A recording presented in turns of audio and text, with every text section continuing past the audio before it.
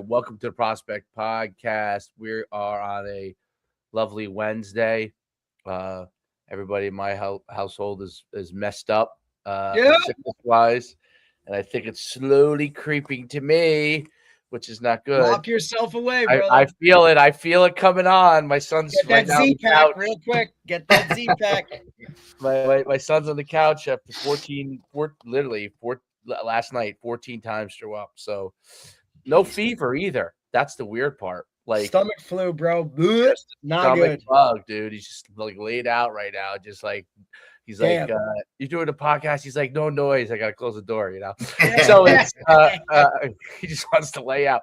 It's great to have you on, Coach Gambardella. We're excited that the new head coach at DePaul Catholic High School. As always, I have Coach D right to my left today, and we're excited to talk with Coach and talk some baseball today.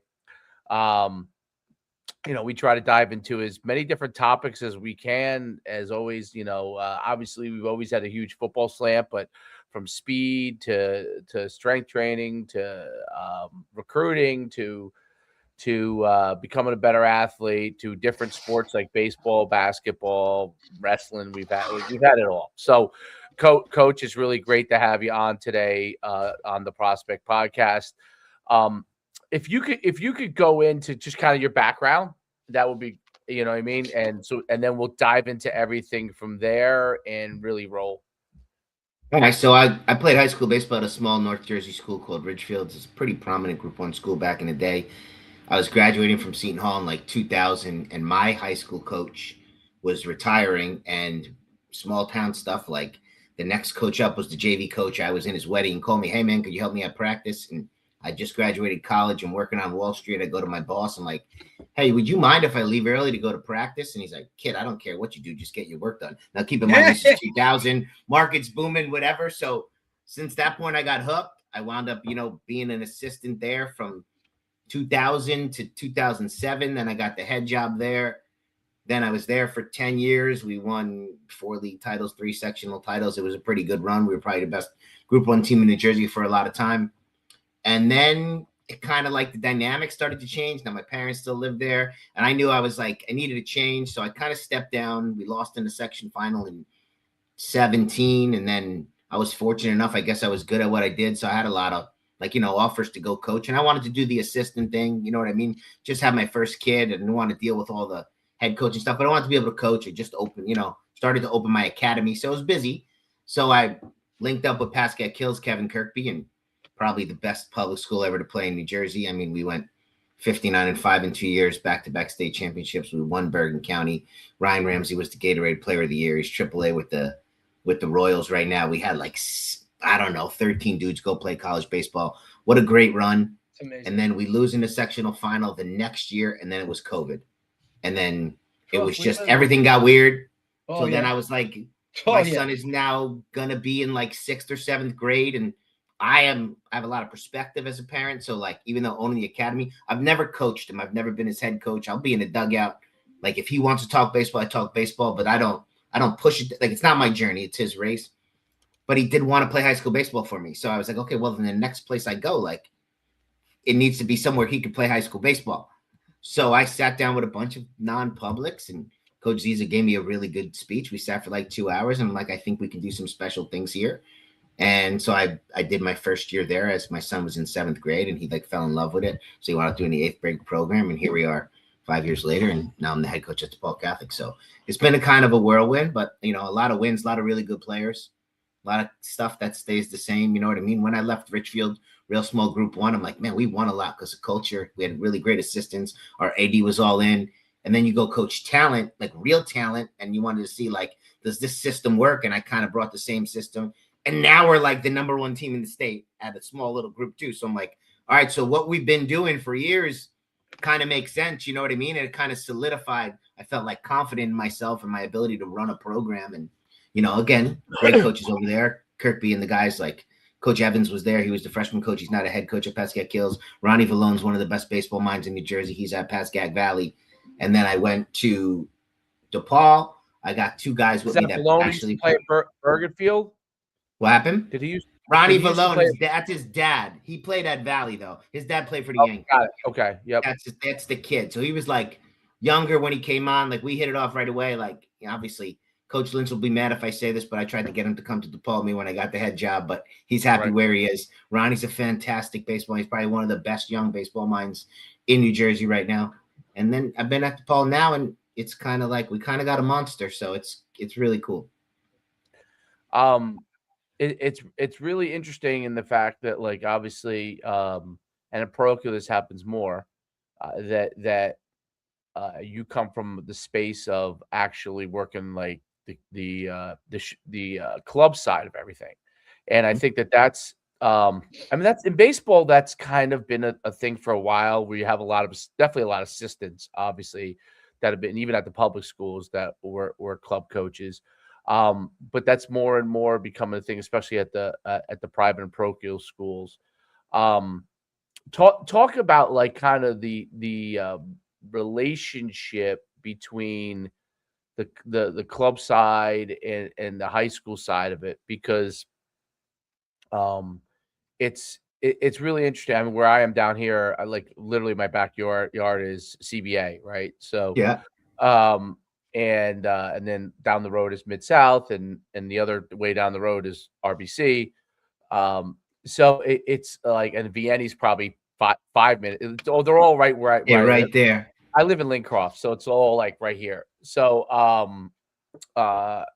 so from that standpoint, like, but you see that continuing to grow.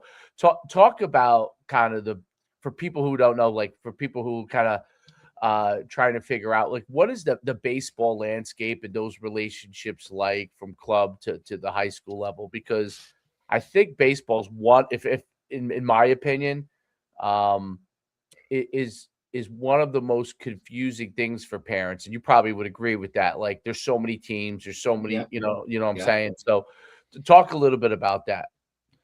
So I try to keep both separate. Obviously, like if my high school guy wants to play for the academy, it's good, but we don't push it. Like I think also travel ball, when this started, used to be for the really good high school player, and now it's for everybody.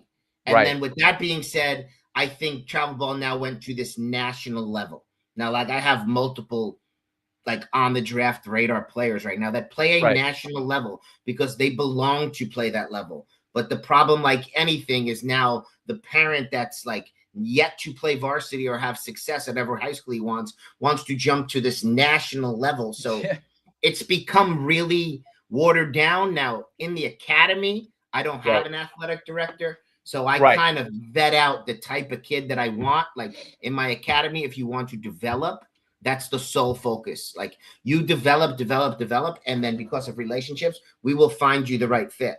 The problem that I find now in the travel ball world is nobody wants to pay that dues and develop. The game is freaking hard, man. Like major league hitters hit 50 out of 52 weeks, but you're going to take, the 16-year-old that hits once a week and ask why he's not like on the best team in the academy. Like he's not doing enough work. But if you develop and trust our process at the academy, I think our success rate with college, getting guys to play college baseball, is awesome.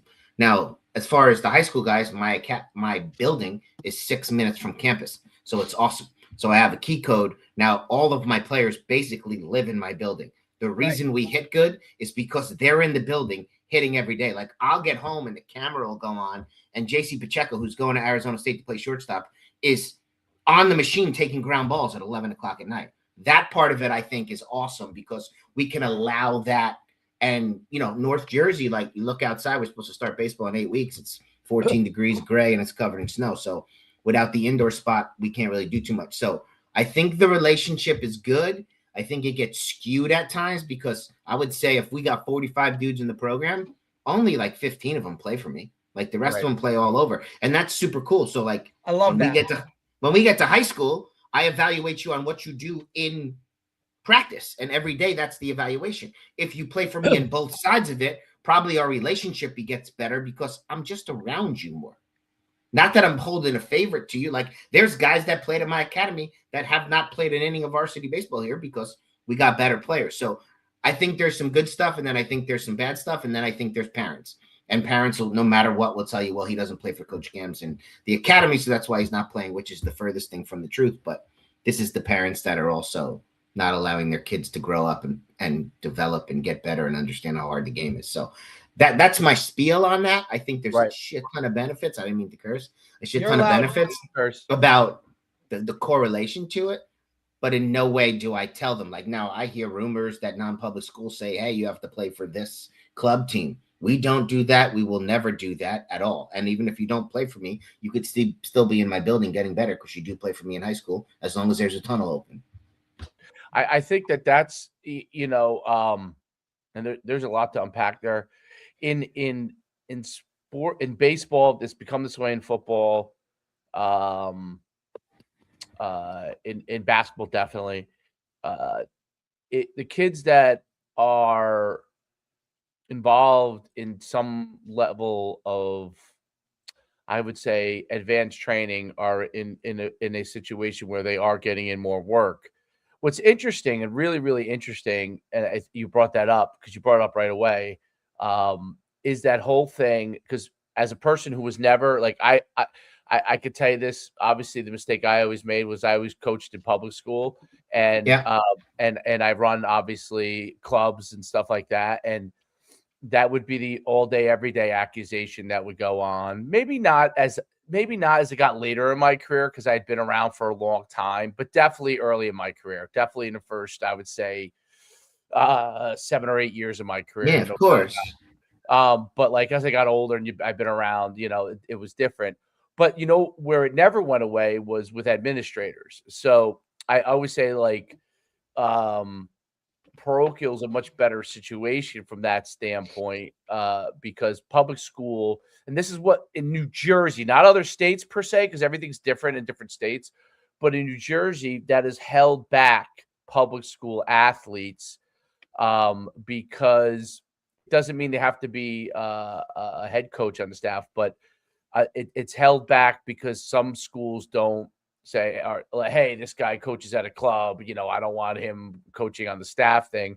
And it's held back some of the public schools because then, a kid's like, hey, I would go to this public school, but like, they're not doing all the things to get better. Some of the coaches on the staff may not be as good as some guys that are potential club guys. And in the old days, it didn't matter. In the old days, when everybody was a phys ed teacher and everybody taught in the school, I'm talking like probably 25, 30 years ago for the most part. Yeah, when I played high school baseball, that's what it was. My favorite coach ever was my assistant coach. He was my gym teacher. My high school coach was a teacher in the town over. Exactly. You know what I mean? That's all they did. They took it seriously, coaching. So it wasn't, even though, yes, they made their money from coaching, extra money from coaching, they took it seriously. I think part of the issue is you have a divide on I'm not talking head coaches because some, head coaches, you're hiring them, you're hoping they're a higher level. It doesn't mean that they are, but yeah, sometimes you get them. Right. But the assistants, that's the hardest part for coaches all the way through. Right. And if you take it on some guy who's like an English teacher and he played like, I don't know, junior high ball and doesn't really know that much, and you're forced to take him on, it affects the teaching that goes on with your team. So in the public school, that's always been a harder thing. They haven't yet, I think they're starting to, but they haven't yet transitioned effectively to that, where I noticed parochial schools, like that's zero issue. And even if there is, someone saying, hey, you play for the guys who play at this club, go more to DePaul. The guy who plays at this club, go more to Don Bosco. They're going somewhere, right? So they all play for clubs. So I mean, that's one of the things that there's a divide, not a parochial, but among public schools between what administrators understand as to what's going on in the world.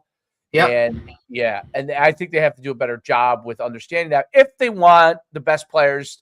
Some of the best players to stay. There's the whole key. Key. I'm a public school guy at heart, but like you're only as good as your administration. Like, so if you take example, like I brought my whole staff to Richfield, former players, but we did everything. We did like, you had to do Saturday weight room, you had to do field maintenance, you had to do but we were all in because we were all Richfield guys.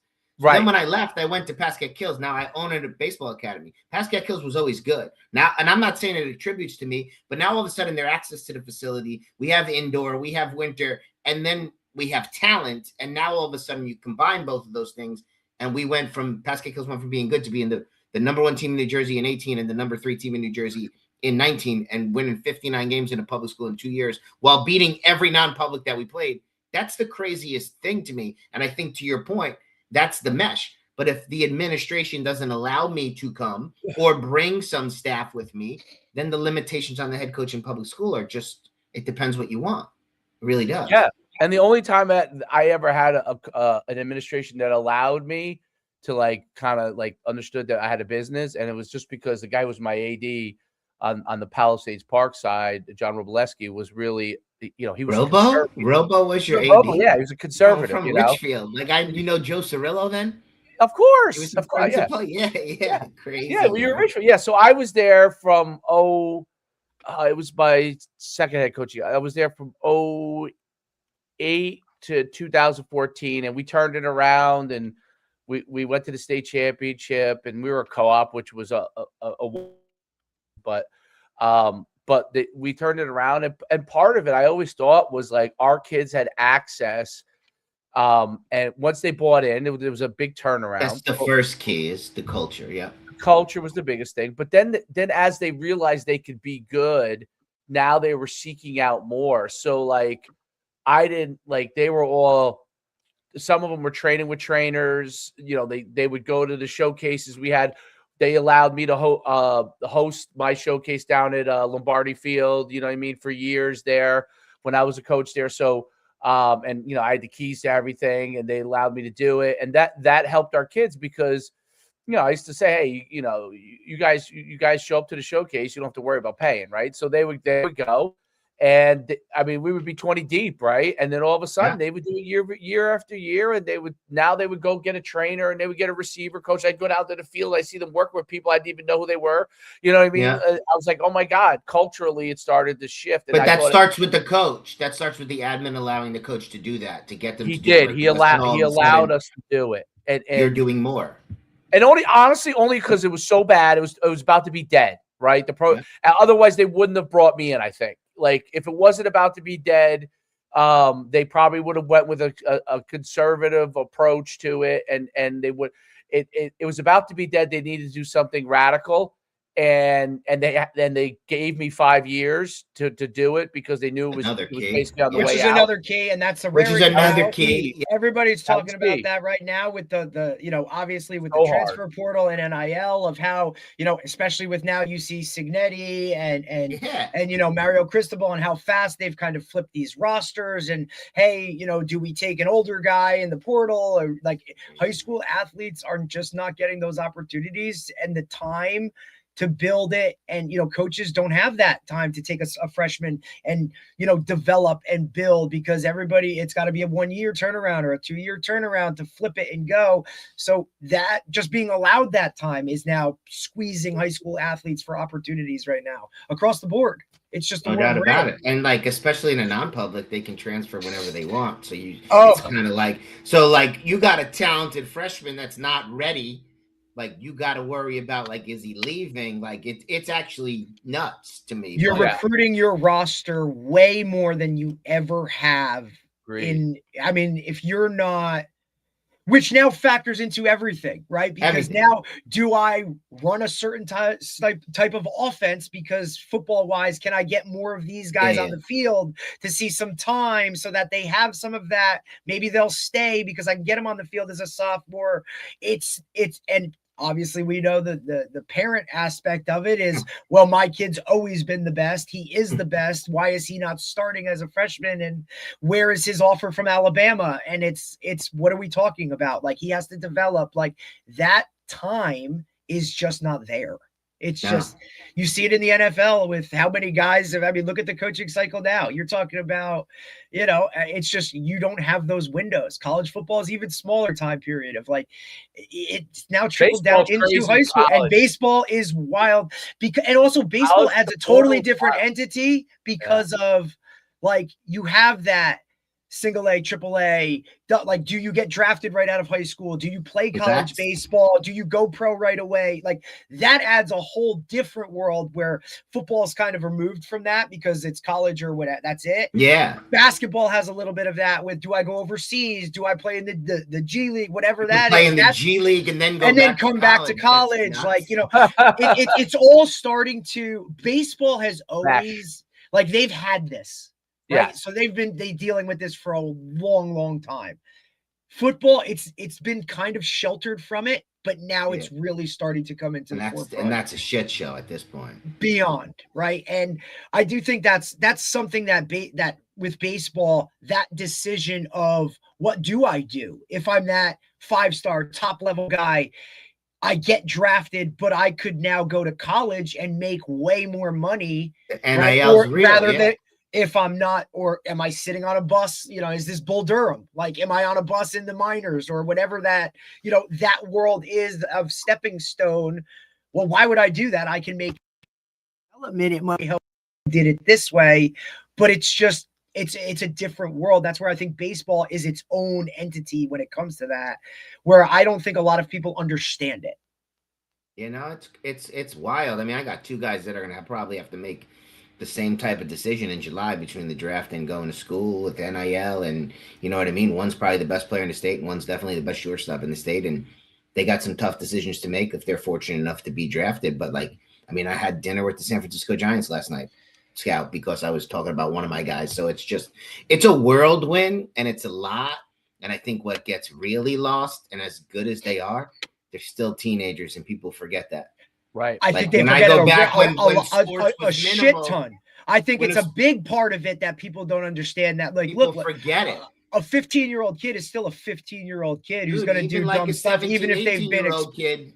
They didn't have this shit when I was growing up. So like, I don't know, man. I was trying to win a game, have a couple beers with the boys, and chase some girls. That was the extent of this, and no social media. And now it's like the kid does one thing wrong, the draft stock goes the wrong way. It's a or lot. Just the impression of doing something, or 100%. You know what I mean? Like that freedom 100%. Of just living. And like I always say, Dave and I, we talk about this all the time. Like when we were younger, like you had kind of 3 days to figure out how to get out of the trouble that you had gotten into. Like there was a little bit of a window. And I say it to my players all the time. I said, buddy, like, you know, we win a game on a Friday night and it's like, dude, like be careful. Cause like tomorrow morning, like, remember, I'm going to know what you do before you even get in the car. Yeah. And you don't even want to half the time. You just find out. It's what it is, crazy. Because it's all world. It's so now, right? So they don't even have that window.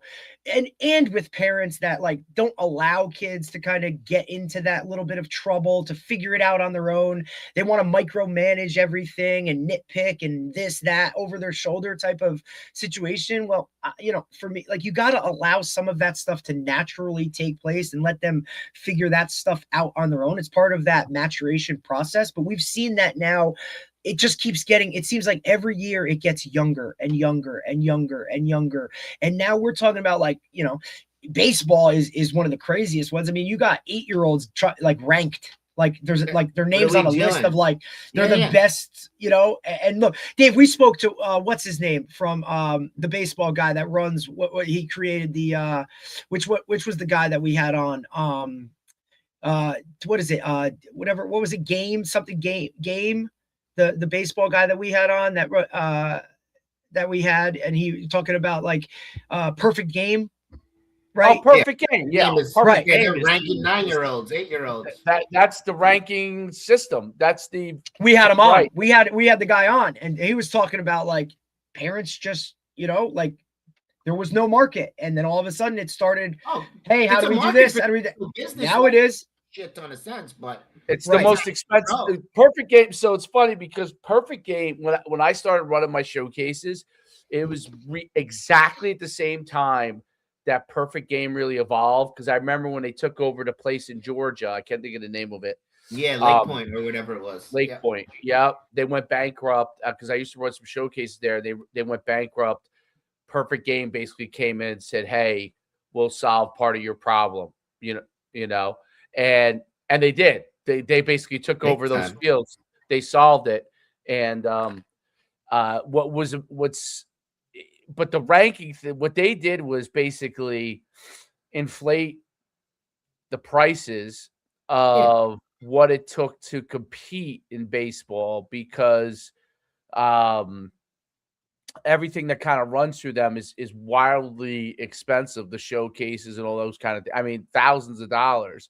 And more than that, man. Believe me. yeah. It's insane. I'm minimizing it, but yes, and from the time they're young, right? So, it's a wild process. Like, one of the things I've always said is that, like, parents should stop thinking about, like, there's an ROI for all this stuff, because you're going to spend way more than your scholarship is worth, right? So it's about getting your kid to be the best they can be, and that's really what it is, and go as far as they can go, because it's not if you're kind of investing in the sport, it's not about, like, when someone says to me, like, and they say in football, I still say it all the time, baseball, because there's so few scholarships, even though now what they've done with NIL, it's like, they're giving money, right? So Yeah, it's it's basically 100% free for most of it. Yeah. it is free. But with football, like, that's one of the things I always try. Everyone always, like, Scott, I'm like, that's not really the world you're in anymore. Like, that was the world definitely when I came out of high school, and maybe 15 years ago. But that's not the world anymore. You're going to spend way more on your own kid, unless your kid happens to be that kind of a freak athlete where everything he does, touches gold. You're going to end up spending a lot more on your kid. And I noticed that even if your kid really is, like, when you see them when they're young and you're like, oh, my kid's one of the best athletes, because kids are able, especially baseball, right? And I want you to talk more about the skill-based aspect to baseball, the heavy skill-based needed to become really good at hitting, fielding, throwing, all those kind of aspects, aside from obviously the athleticism and speed and those kind of things, those heavy skill-based components, the kids that are working definitely have an advantage. Now, there isn't probably, when they hit puberty, there becomes an evening out point, meaning I think that puberty gives a lot of athletes another opportunity. If they, let's say they were just playing little league, right? And then all of a sudden they shot up to 6'3". Now it's your opportunity again to work the skills and develop, because when you hit puberty, I feel like there are some kids that skills can go through the roof, and there's some kids that become a little bit, the coordination goes away and they got to, like, rework back. It's almost like, it's not that they're relearning, because they obviously have that base, but there is a athletic relearning for some kids, right? So talk about the heavy skill based part about baseball, because that's always the questions parents get into, like, what things do they need to do, what things can they can get away with when they're younger, like, playing and going to the cages with their team or their club, whatever. What are the things that you think are important? And how often do they need to do it? Like, could a kid 12 years old, if he's going and he wants to be a baseball player, can he go 2 days a week and develop? And then when he becomes 14, 15, then now he's got to up the ante.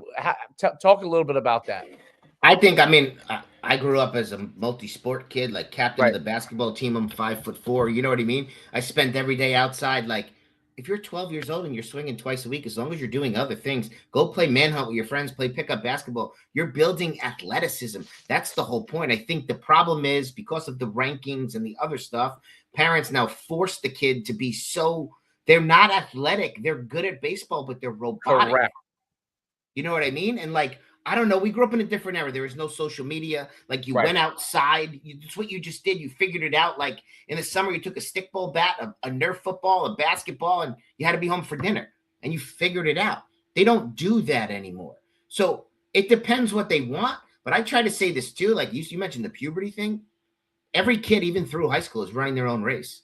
They are different. So this is where, to me, the rankings really can, like, mentally mess up a kid, because I don't know, man. Like, kids develop sooner, and then some of the kids develop later. They're running their own race. Like, work ethic when you get in high school is important. I think the weight room is a game changer. Like, my own son went from 100-pound freshman to coming into camp this year at 125. Like, that's not by accident. That's because he's in the weight room, but he's around great players that push him to be better. But when he's a kid, go do whatever you want to do. I think that gets lost. And I'm saying there's a right answer, but like, are you making a pro baseball player at 8? Is that really cool? Yes, I think it's crazy. I think it's crazy. And it's all sports now. It's not just baseball, but baseball is an easy one to see because you see it. You see it very early where the parents become obsessed with it. Like we actually did club. I tried to avoid it. Then we went and did it when he was like 8, I think 8 and 9. And then this year we're pulling back from it because are you? Yeah, because well, I mean, I would say baseball's probably his third sport. That's cool. So you know, and that might be his third sport. That if he, you know, the others weren't there, he's a big boy. But he's awesome though. He's very good. But like, I didn't want him because he's playing multiple sports. You know what started to happen was, so he was playing football, and the reason why we pulled back from it, and we did fall ball, you know, for 2 years. Well, fall ball came around this year, and he had he was growing, so he had I can't forget what's called with your heel, but whatever, it's this growth thing when you're growing, and he had tremendous pain, and so you know he's trying to play football. We're trying to manage that. You know, it kind of doesn't really, like, it doesn't go away until it goes away. Like, we'd be at therapy, but when we're doing baseball, what was happening was in fall ball, he'd be on a Saturday, you know, he'd play a game on football game on Sunday, he'd be standing in the field, you know, for 2 hours on that heel, and then would have to run. And he was just all of a sudden, I just saw like, he's limping, you know, I'm like, this isn't worth it. So, you know, it's not worth it. But the bigger part of it was that we started to realize, like, there was like a lot of it wasn't good travel ball. I don't know any other way to say it. Like, it's gotten really watered down. It has. A lot of the you know, we won a championship, but like we were on a low level. But he's older. Like the way the baseball birthday thing works, he's actually the oldest. So he was a gigantic kid among that. He's used to in football kind of being the youngest because the way that football birthday works. Yeah. So he really was like kind of uncomfortable a little bit because he was so physically dominant relative to the other kids. And then the team above us, they you know, they didn't want to bring him on. You know, it was all kinds of stuff that I was just like, this is too much, right? Like, too much at that age for sure. Yeah, so we're like, we'll play Little League. Like, I'll take you down to the Ghost Lab and get your training when you want to, and go do that stuff. They didn't do a nice job. They're right where we are, and so you know that kind of part of it. But what I was surprised at, which was different, basketball has this, but I was really surprised at how, and I didn't know much, right? How many teams there are in baseball. And what was different than basketball was they very quickly grouped the basketball teams well. I thought, like, this team's really terrible and this is really like a rec team, and they just kind of they moved the league up and down.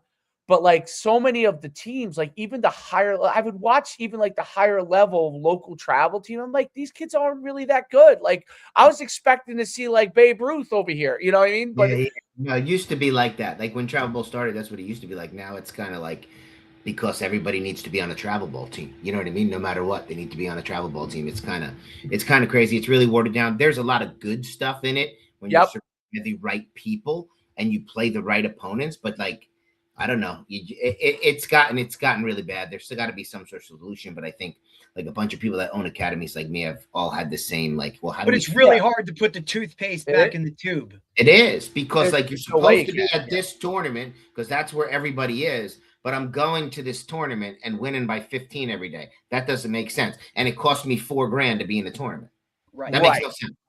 Absolutely. Like, that math right there makes no sense to me. You know Greg Olson talks about it a lot on his podcast. Yeah, he's awesome. Right. So because he's literally dealing with it right now. You know, he's got a 13-year-old daughter. He's got sons that are multi-sport kids, but baseball was kind of their first entrance into the travel, whatever club. And he talks about it all the time. He's like, look, man, like every season, it's like, that's the biggest difference is, okay, we stop shooting free throws, and now we go to hitting, but we also still try to hit once or twice a week. And it's this conundrum of, hey, like, we're going to play a travel baseball game this weekend.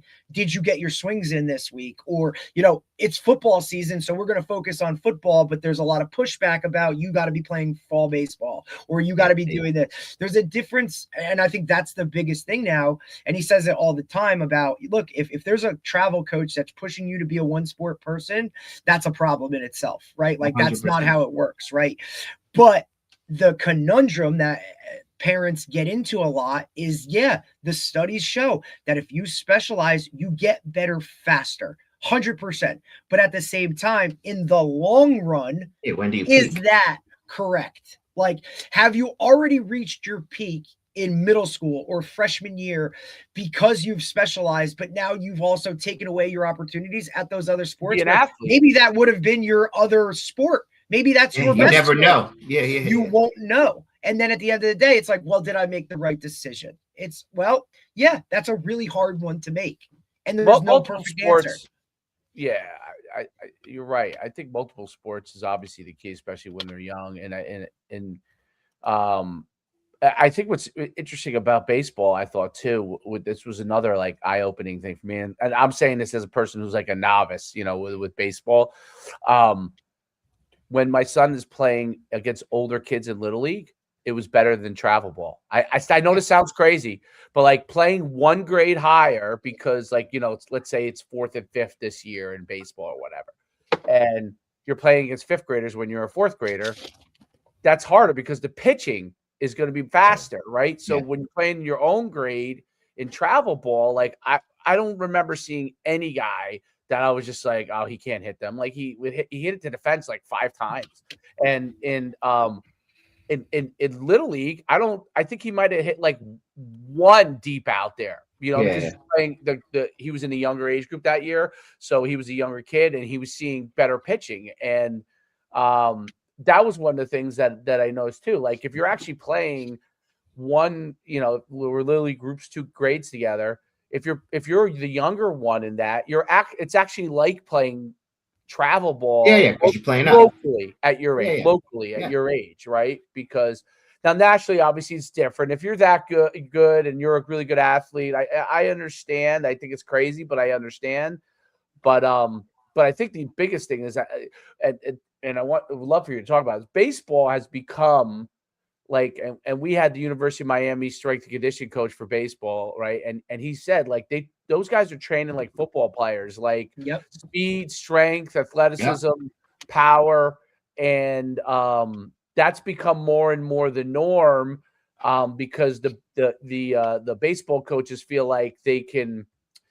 As long as they obviously they have to have a certain amount of skills, but if they have the skills and they can get the guy that's bigger, faster, stronger, then they could develop them to make their team better at a college level and become champions versus taking the kid who is by far the most skilled at a younger age, but is not going to be able to do the job.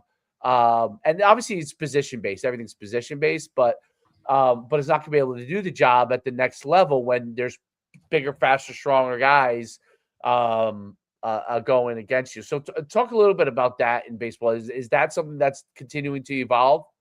Oh, absolutely. Like our guys are with the strength coach, and obviously they do it volunteer wise. We don't make it mandatory. They're with the strength coach and they leave school at 2:10 every day and pile into the seniors' cars. And I would say 20 to 25 of them lift every single day, like lift, speed, everything. So the guy runs strong, and Wayne, he's awesome.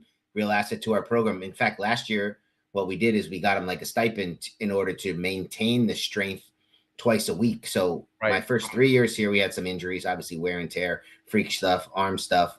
Last year, we did 1 day of recovery and 1 day of strength where we would kind of shorten practice and make sure we added that to the mix. And we had 0 injuries last year and lost in the non-public A final. So I think what you said, bigger, faster, stronger, is kind of what I tell every one of my guys when they leave, because they go for the summer and I really don't get them back till March. Like, you better be bigger, faster, stronger when you get back here. Like, the skill set and the development in the sport is my job. Like, you have to do stuff on your own, but I will develop you. I can't control what you're doing off the field. You know what I mean? But if you don't get bigger, faster, stronger, especially in the non-public, somebody is. Somebody is. So that's the whole key. Like, I'm a big believer in it. And I also think what like the Miami strength coach, you're becoming more athletic. Right. You know what I mean? Because you're being explosive. Like people that are like freak athletes when you grew up, they were like, oh, he's a freak because he can jump, he can move, he can start and stop. You know what I mean? That's just freak show stuff. But I think it becomes more skill specific now because we work on it. Mm-hmm. Well, I think that's a fabulous point. So there's always going to be some of, the very, very elite athlete, that like super elite athlete, which 99% of the people are not. They can be phenomenal athletes, but they're not the elite. 1%ers. Right. But there's the guys that are close. I say if you're not like that 1%, but you're close, like you're close athletically, and you do all the things you need to do, you're going to have a chance to be in that 1%. Okay. And kids who are not, who are average athletes, if you work your butt off and let's say, but you have the size, but you taking you a while to get the coordination, you work on athleticism, strength, and speed, you'll be able to get there. Those things start to, if you're willing to work, those things start to get a little bit of an equaling out, which a lot of parents make the mistake of when they're young. I think going to your early point about like so doubling down on the skill and not working on the athleticism, because my thing always is when kids hit puberty and if they're willing to work out, they're different humans. They're different human beings. The weight room's a game changer, without question. Absolutely. I say it probably a million. It's a game changer. The first thing, obviously, the results you'll see, but I think like, and I could talk about my little sophomore, the confidence. Like he walks around the house, he don't wear a shirt anymore. You know what I mean? Like he never wears a shirt, but he's in the weight room 5 days a week, so he is confident without being cocky. But the weight room is a game changer, man. It really is. There's no doubt, and it's such a difference maker, and you're right. The confidence part's a big deal. Like I feel stronger now. I know I can hit the ball better. Yep. I can throw the ball better. I'll have the strength. And the way they lift and work out is different. Like they're working on explosion. They'll work on steel starts. They're doing a lot of plyometric stuff. Like we went in the weight room in high school in 1994. You did some biceps, some chest, some back. You did legs. You got out of there. You were sore as hell the next day, and you tried to play a baseball game. Like they work out, they do recovery, they get cupping. You know what I mean? Like we spend time on mental prep. Like it's all evolved and it's for the good. But I think the point you said, if you're willing to work, that's a key. But the kid has to be willing to work. Yes. The problem is the parent can't push him to work. Like I own a baseball academy where my son can go hit whenever he wants. Never once have I said, are you going to hit? Never once, because it's not my journey. If I make you hit, you're getting nothing out of it. If you want to hit, if you want to get in the weight room, big difference. If I make you get in the weight room, you'll do it. But I mean, that's a mistake. Like Nick Saban says this all the time. Don't mistake activity for achievement. That's correct. Achievement is something you do that's good. I went to the weight room because I'm supposed to go. Yeah, but you took your shoes off. You walked around. You're on the phone. You're on Instagram. You were there. Did you get better? Absolutely. And that's one of the areas that I think I'm a big proponent of kids working out speed, strength, and agility and plyometrics from the time they're younger, because as soon as they can. Agree. You could develop their habits, because when they're young and they may or may not want to do it, they don't really understand, but you can start to develop habits and you can microdose it. That's like I try to microdose it. Like, hey man, we're gonna work 15, 20 minutes. That's it. Like get it done. You're going to get a little bit stronger each week over a long period of time. Something is better than absolutely nothing. 100%. It's microdose. Like when they're young, you could really microdose it, and it makes a huge difference. And I think that's speed. I think we've had a lot of speed guys on. I'm a big believer in exactly what a lot of the newer speed guys talk about. That speed, unless you're genetically predisposed to being very, very fast, it's going to take time to develop the stiffness in the tendons and the muscular work to be able to get yourself to a level where you're competitive speed wise. But that can be done. See, the things we know now is that can be done. The difference, 100%. 100. When I tried to get faster, Dermot, I would just be running on the baseball field as fast as I can. No start, stop, no good form. You know what I mean? You're just doing work because that's all we knew how to do. Right. Now they know the development part. I'm curious about this, and I think this is one of the best things that baseball does. They were among the first with this.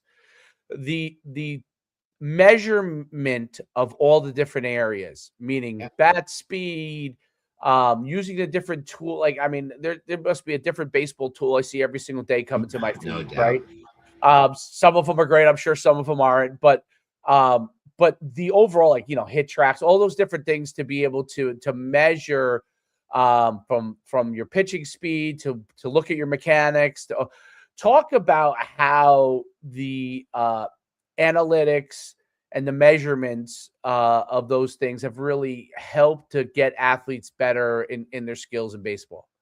It depends. I think this is twofold. I think mixing analytics with old school baseball. Like I said, I had dinner with a Giant scout last night, and like he still says his eyes and ears are the best thing that he can do to evaluate a player.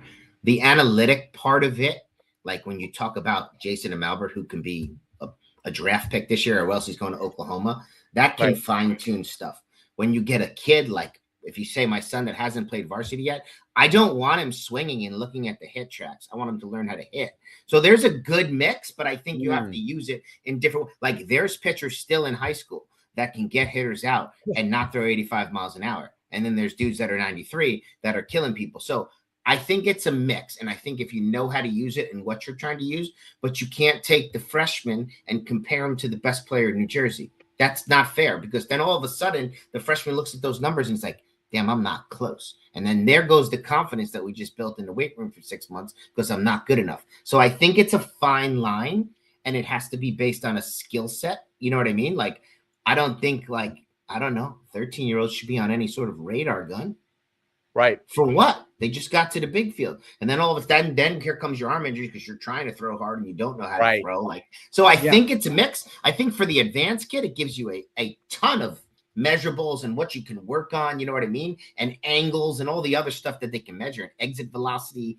But I think we compare like our 11-year-olds to Aaron Judge, and that's crazy. Like an unfair comparison. You know what I mean? And now all of a sudden, I think a lot of it is killing youth baseball because, oh, well, you don't have hit tracks. Well, I don't have hit tracks because I don't want you staring in a tunnel to see if you can hit a ball out of Fenway. When meanwhile, in a game, you're 0 for 7 with 7 pops on the field. And to piggyback on that, Coach, it's the same thing when you talk football and you guys, guys go to a showcase and they run 40s and it's like, hey, I ran over this. And it's like, buddy, like you're comparing yourself to the best of the best at the NFL combine, guys that are about 100%. To make millions of dollars. And you're, we understand where you're at, but like the parent doesn't think like that. The kid doesn't think like that. They don't look at it and say, oh, well, he ran a 4.9, and it's, well, you're comparing yourself to the top of the top. You have to put it into perspective of like where you need to be. Now, look, do I think that there's an absolute place for that? 100%. Go run a 40. Tell me where you're at. All right, great. Now where can we go from here? How can we improve? And for the most part, it's not going to be go from a 4.9 to a 4.4. Like that's not happening, right? Like where you are is where you are. But the hardest part is that middle school range. And Dave and I, we discuss this on here all the time about the hardest, thing to do is predict where a kid's going to be from middle school to the end of high school, because the puberty, the development. We've all seen players in middle school that dominated the youth programs and was just that factor, that guy. Then all of a sudden get to high school, it's like, where did that kid go? Oh, he's still there. It's just he developed before everybody, or he reclassed, or there's a lot of different variables to that. Like so many. Push him too hard, and now all of a sudden, like you see the kid, and I see him in my academy, and I'll be like, man, I hope this kid even plays high school baseball, because the parents are so hard on them that they're like, I don't even. And he's burnt out. The kid's burnt out because what are we doing to kids? I think here's the other thing you said before. I'm sorry to cut you guys off. No. Go ahead.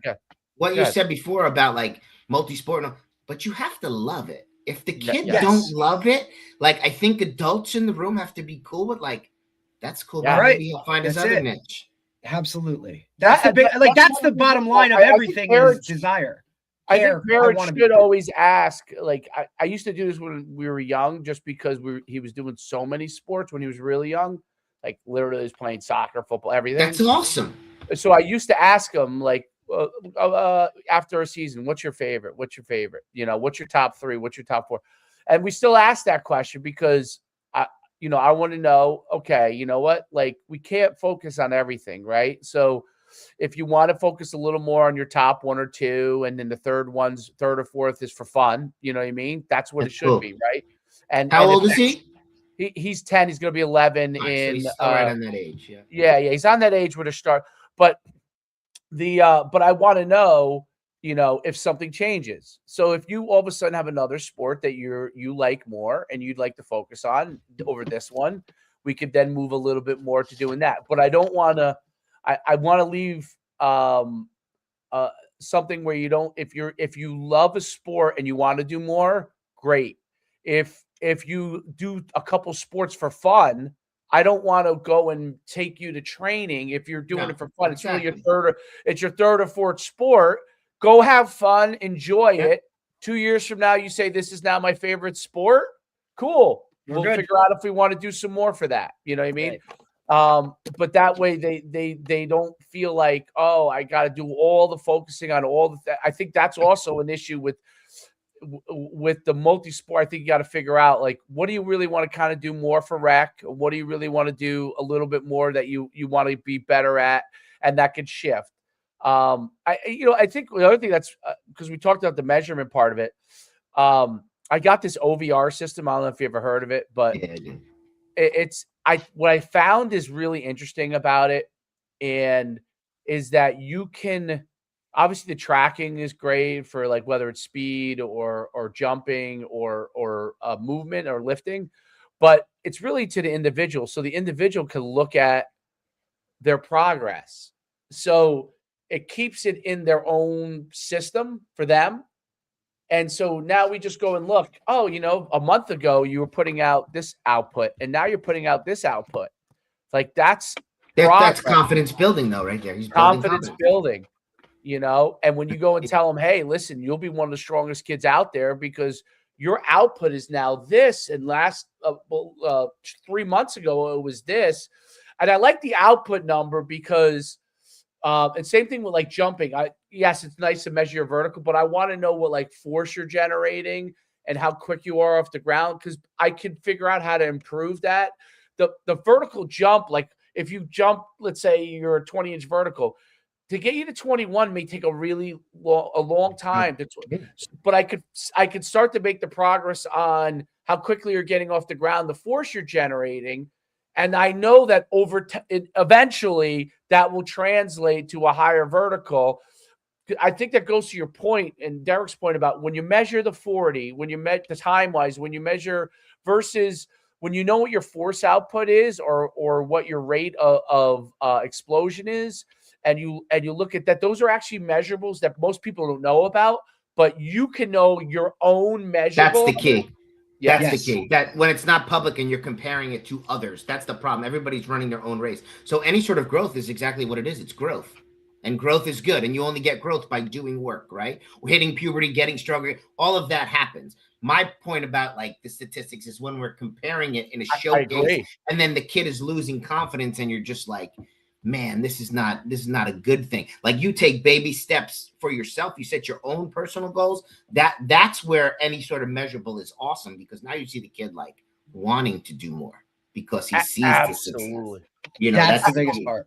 Absolutely. And what it becomes is when it's a measurable that nobody, like you said, like a standard, like, when you throw a baseball, this how many miles, like everybody knows what those are. But when it's something that nobody knows what the numbers actually mean, and it's just to you, I think that you could just see your own progress without comparing yourself 100% to everybody else. Because I just saw a great video with Mike Tomlin. The best thing I saw about it, thought I reposted it, was that he said in the NFL, it's not you versus the person next to you.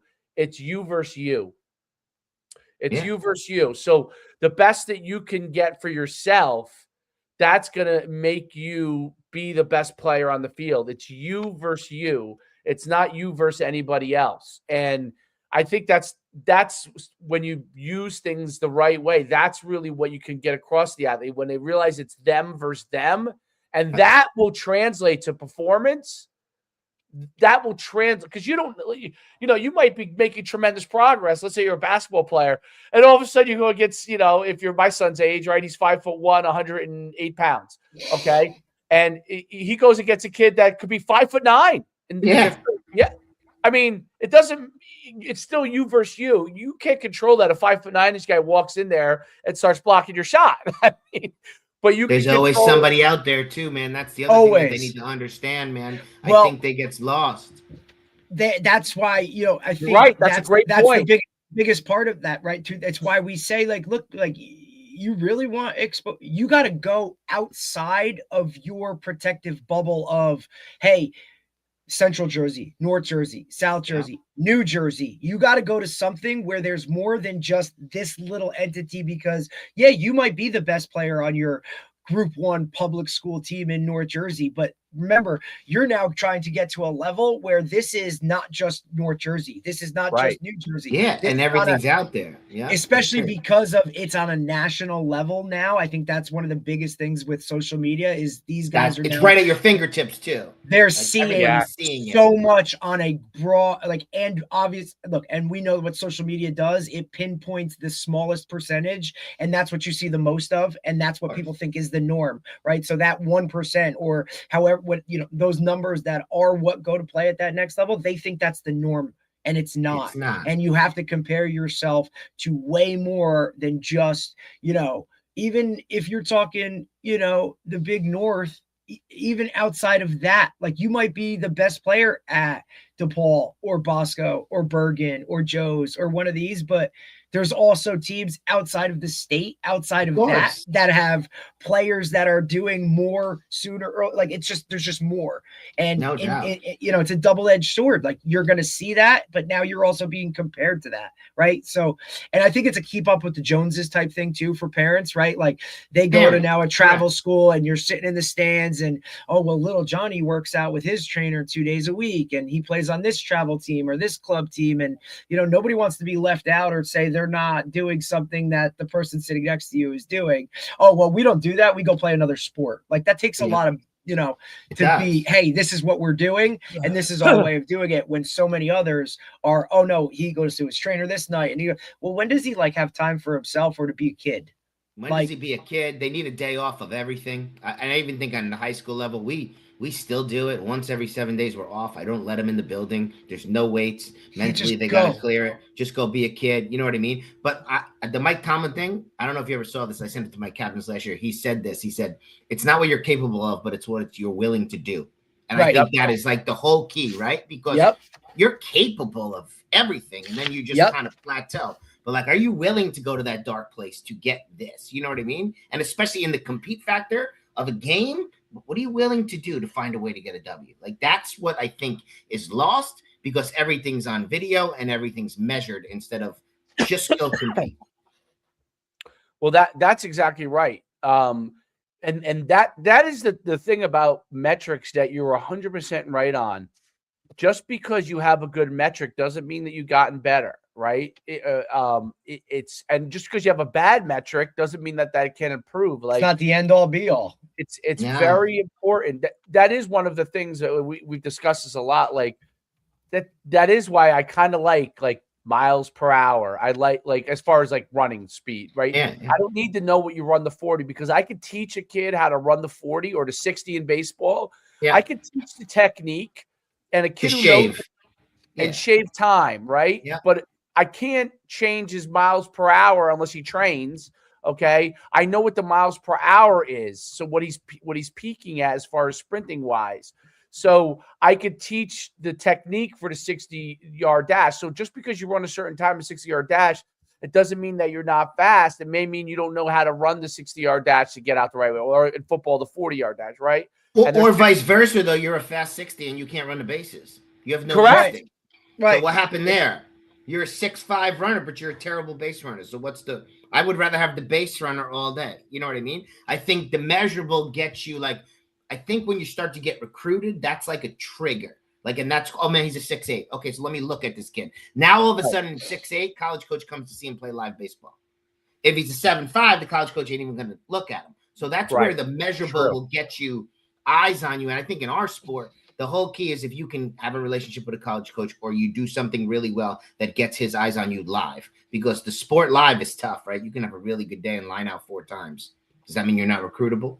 You know what I mean? So it's really hard, but I think those measurables, because you're right though. You guys coach football, everybody that runs a fast 40 is a good football player. Right. Probably not, right? I mean, right. Very, very good point. Talk about what the recruiting landscape is like for like your high school kids and what that world is like for them, because obviously with the transfer portal and all that kind of stuff, it's wild. Talk about what it's like for high school players now. Like, what are some of the things that you think are important for them to focus on, not focus on, those kind of things? Honestly, you got to get recruited by playing baseball. Like, you get good at your sport by playing it, and I think that gets lost. I think sometimes too many people want to just go to like a camp or a showcase and think that's going to get you recruited. Where we talk about like it's easier to get crossed off than it is starred. And once you get started, looking for, that's the other part too. I think people don't understand. I'm not cutting you off, but I'm just saying a lot. Recruiting is looking, give me a reason to cross you off the list, not 100%. Put you on a list. You're 100%. Already on a list. Like, I already got your name. I'm here for a reason, right?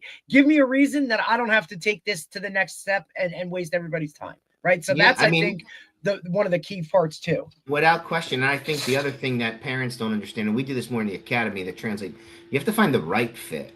The right fit is important, right? The right fit is the level we think you're determined at. The right fit is, do I have an opportunity to compete? Like, I have like high level power 4 dudes, and then we have some Division 3 players, and we treat them all the same, but finding the right fit is important. Like, we're fortunate enough because of the schedule we play. Like, Mondays is usually an off day in college baseball, so there's usually a Division 1 coach in our dugout on Monday, which is out there recruiting. I have a lot of relationships, which is been another beneficial thing. The travel ball circuit, if used properly, puts you in front of the right eyes. But like, you don't go to a school camp at the school you're not interested in. You don't go to a camp for no reason. You go to a camp because this fits me. We talk big time about 40-year decisions. And when you tell a teenager, make a 40-year decision, he has no idea what you're freaking talking about. But like, you try not to transfer. You would go to that school if I wasn't going to play baseball at it. You know what I mean? Those are things that are important to us. Like our whole big thing is we want to make you a man when you leave here, and we're never going to change that. We focus on being good people, and we focus on the process. But the outside noise is real because, you know, everybody's ranked, like you said, at 11. So like, we're going to come in and we have 4 kids in the top 30 in the 2026 class in my lineup. So all of a sudden that gets them a target on their back, and they're worried about maintaining that, or are they worried about playing baseball? You know what I mean? Like, there's so many different ways to go about it. Recruiting is hard because of the portal. If I'm a college coach, I agree. Like, am I going to get an undersized 17-year-old kid, or I can go get a first baseman that plays 3 years of college baseball to help me get a win? You know what I mean? I think parents have no idea that these college coaches, that's their full-time job, and that's how they feed their families, and that gets lost on them. Like, why aren't you recruiting my kid? Well, man, if I don't win games, I lose my job. So, like, getting that right is so invaluable to them. So, like, I know I have a bunch of relationships. Once they put eyes on the kid and like, oh, I can think he can play at this level, then it's getting to know the kid. Then it's getting to know the parents, and it's trying to vet all the, you know what I mean? So it's a big process, and recruiting is more and more prevalent every single day. Every day. Yeah. And everything they do. Well, no doubt about it. It's a wild world from that standpoint. I think your point about parents have to understand that these guys, this is their full-time job. They do. They just lose it. They just don't get it. It's not personal. I mean, like, your kid might be a really great kid. This isn't about like, it's literally comes down to a college coach or a coach putting food on the table for his family, comes down 100%. To an 18-year-old kid playing a game. 100%. It's crazy. Sorry, buddy. And sometimes you're good enough to play at a certain school, but they're just not recruiting your position in that year. That happens too. I say that to parents all the time, right? Yeah. I got recruited by this ACC school, but they're not recruiting a first baseman.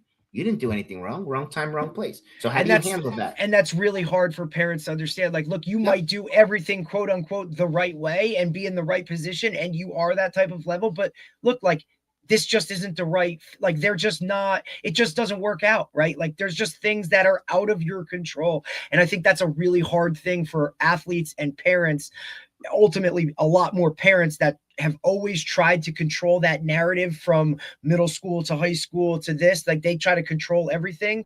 And the recruiting world is not. Like, there are things and not for nothing, they don't want to hear from parents, especially if you're talking about college recruiters. Like, honestly, you're supposed to leave this kid here that doesn't live with you, but I want to talk to you about certain stuff. You know what I mean? I don't know why people don't understand that. Like, they sign off on it. You know what I mean? They're going to take care of your kid, right? But they don't want to hear from you. Like, but like, I have another example. Like, Like if your kid has an issue, then he comes to me. It's the same 100%. Thing we deal with in high school. Like, I don't want to be getting emails from your mom or messages from your, hey, we're going to be late. That should be you. Hey, I'm not going to be there today at practice, or I'm going to miss the weight room. That should be you. Like, you're a big boy now. Like, you know what I mean? Like, kind of cut the cord. And it's hard, parents. Hard. That's what I mean. I just said that before. We're trying to make you leave here a man, right? And I say it in a parent meeting. I've said it for years. Like, if you're mad about why your kid's not playing, ask them first, because there's probably a good probability that I had an adult conversation with him. Like, hey man, we're going with this guy today because he's doing this better. We still love you. Keep getting better. But the parents refuse to ask that, and they just want to fire off an email or say like he's playing favoritism. It doesn't make any sense. Like you said before, I'm doing this too long now, so it doesn't bother me. It used to bother me. But I'm transparent as can be with my players. Like, I treat you like a man. I talk to you like a man. I got your back, whatever you need. But like, if you're not playing, just ask me why. I'll give you a reason. I promise you, I'll give you a reason why. And sometimes it's really hard because you have that conversation with the player, with the athlete, who then now doesn't say anything to mom or dad, or when mom or dad asks that question, they don't have an answer for them, even though they do. But because there's some type of just that relationship doesn't warrant answering that in a way to their parent. Now you get the email or you fire off. And when you respond or bring in the parent, it's, oh, well, that's not what Jimmy told me, or that's not like, you know, it's like, well, therein lies the issue. A parent should vet that with the coach. Like, what's the coach's philosophy before you come to high school? Like, when he has meetings in 8th grade, I always used to love this. Like, oh, kid's gonna play and doesn't show up to like your meetings, and when you're in 8th grade, like, you know, and they're gonna be coming out. Like, or parent doesn't come to the meetings, right? No, that's the other thing. So your job, like, actually, one of the things I love, Derek, when we were RBR, what they did, the thing that they did was great. Remember that thing they would have where the parents could all come in, and I don't know if you came to it, but I would go to it. It was all the sports were there at one time, and the parents. It was like a big giant open house, and we were in the gym, and everybody had their stuff set up.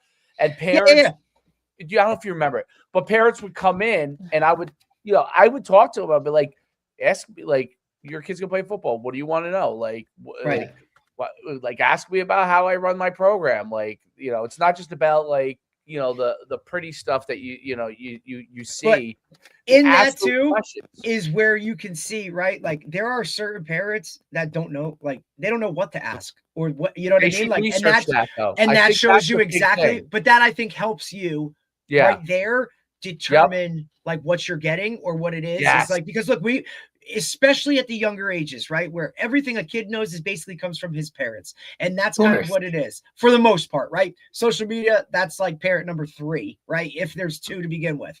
But that also tells you a lot when a parent that comes up to you and has, you know, and you know, people want to talk about crazy parents and all this kind of stuff, but a mom that comes up to me with a notepad and has freaking questions ready to go to fire away, I'm like, let me, you pep up. Let me talk to this kid. Let me look at this mom. Because at that age, and my father said the best when he would always talk to me about like, look, Derek, like, these kids are really good players, but I'm not dealing with their parents. So we'll take a lesser player whose parents are on the same page, right? And that was kind of the whole, like, that's where I got that intro to, okay. And I'm the exact same way. You talk about like the guy's a football player or he's a baseball player, something that can't be measured in those, you know what I mean? Like that, those are the guys. I don't need the fastest guy. I don't need the best. I can teach the football aspect of it, the skills. You need some of it, but I can teach the football stuff. It's this stuff that, you know, when he leaves the facility, what goes on and how is that handled?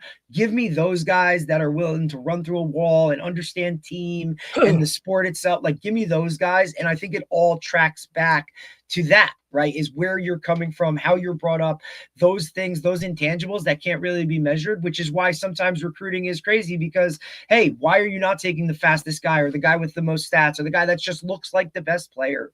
Because why are you taking somewhat of a lesser player? Well, he's a football guy and he gets it. He's willing to work his ass off. And when the lights come on, he doesn't run and hide, or he doesn't point fingers, or he can play the game and do all of those other things. Or I'm going to take this guy because when I take this guy, 10 other guys are going to look at him and do the same thing. And that's just because of his presence or what it is. Like, give me that guy I don't need the guy that looks like everything and he's an all world and whatever. I'm going to make the most plays, but now he gets in the locker room and it's everybody else's fault. Or when the tough gets going, like he hides. Like, give me some guy with things that can't exactly be measured.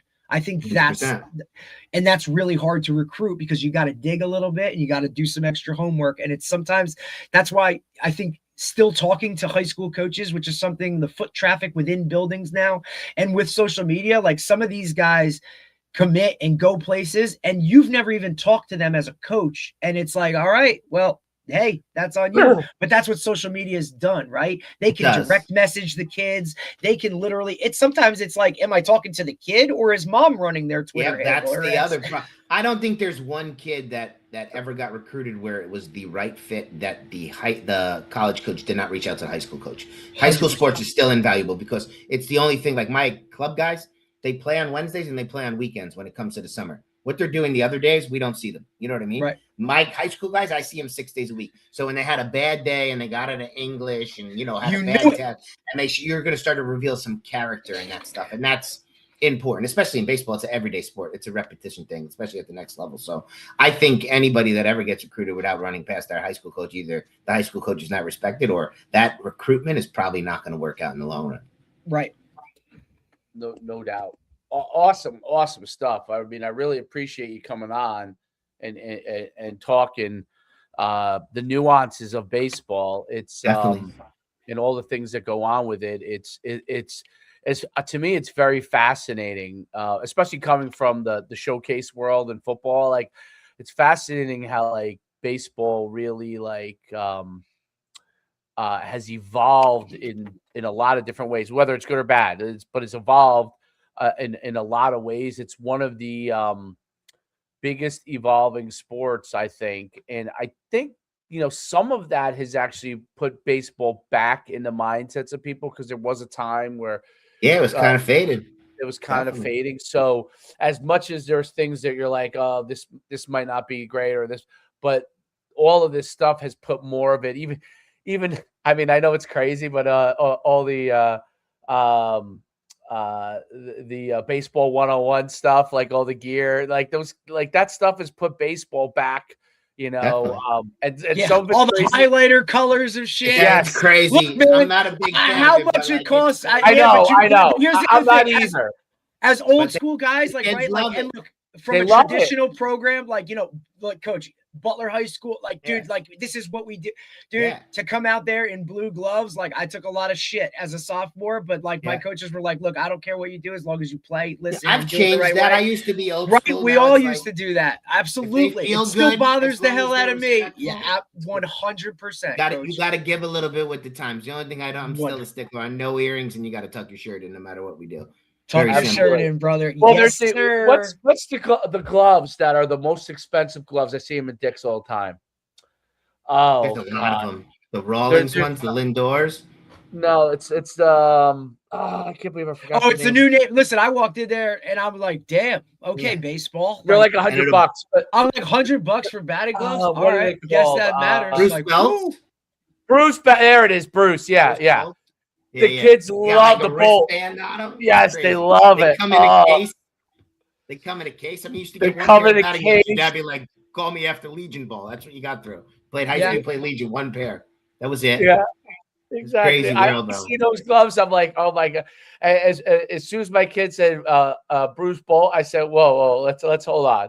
Let's see what it is. You're gonna buy them because I did it. Like, eventually, I will give in. But yeah, but I think honestly, I think that even though it's expensive and all those kind of things, that like evolving of baseball's marketing from that standpoint, they had to do it. They had to help it a lot. They had to keep up with the basketball shoes. Made it cool or the again. Football it made cleats. it cool. Yeah, that's and that's where, like I said, I'm 47 years old. I learned to you need to adjust with this stuff a little bit. Don't fight battles that are going to cause issues. You know what I mean? Right. To the most part, it's not me. I'm not a big look at like our shortstop came in the building the other day with pink batting gloves and like, you need a hug, man. Like those are like really attention. But he's one of the best players in New Jersey. He wants to wear pink batting gloves. 100%. Yep. Coach, the funniest ever is I'm there, coach. I'm like an assistant in All Stars, and I'm there at the first base coach, And every time a lot of kids get on base, I'm just like, oh no, I don't have enough pockets. You gotta hold all the shit. I gotta hold all the shit. The sliding gloves. It's crazy. The Bruce Blow, and it's all expensive. So I'm like, oh my God, I can't lose this, because then the parents gonna be like, where's my kid's stuff? Crazy. Yeah. I'm holding like 4 things, in my pocket. I always wear like a big sweatshirt when I go to the game, so I can put all the stuff where I need. Classic, man. It really is. It's got crazy, but it's all cool. Like if they love to play, then let them do what they need to do. You know what I mean? As long as they love to play again, because 100%. That's the whole key, man. They need to love it. No doubt. Coach, have a great day. It's great having you on. Appreciate you guys. You guys are awesome. Much luck and success. Really cool stuff that you're doing, man. Really, really cool stuff. Best of luck this spring. Yep. Give Coach McKenna, man. If you guys McKenna, need anything, let me know. Hopefully, same on this end. Give Coach McKenna our best. I will, man. I will. Thanks, guys. Appreciate it. Thanks. Appreciate you. Have a great day. That was good stuff. It's good to hear a guy in the same type of world that you are, right? You know what I mean? Like, that has his own academy, yet he's still a high school coach, right? But not in education. He's not a teacher. He's not this. Has his own business in terms of the baseball market too, which we talk about that all the time. That kind of double-edged sword of whatever. Like, look, he's got guys that play on his club team that don't go to DePaul. You know what I mean? Like, there's still a market for it. You know what I'm saying? Or guys that work with guys that aren't in there. And he's not going in there saying, you got to come to DePaul, or you got to this, I'm sure he'd like to have a couple of those guys come over to his program, but also they're going to make their own decisions. And then to respect that and kind of maneuver within that world itself, I think it is a different entity and whatnot. But like you said, man, baseball's a different beast, dude. It's a different beast. It's amazing how it's resurged, and so all those some of the things that we complain about are some of the things that also deserve credit for resurging it. You know what I mean? Like Perfect Game. Without the showcases and you don't have you don't have people wanting to sell gear. It's like one of these. Everything has a double-edged sword to it, but so you got to take the good with the bad, and it is. I think the parents have to continue to educate themselves and talk to people and talk to coaches and figure out who knows what they're talking about and who doesn't know what they're talking about. And I mean,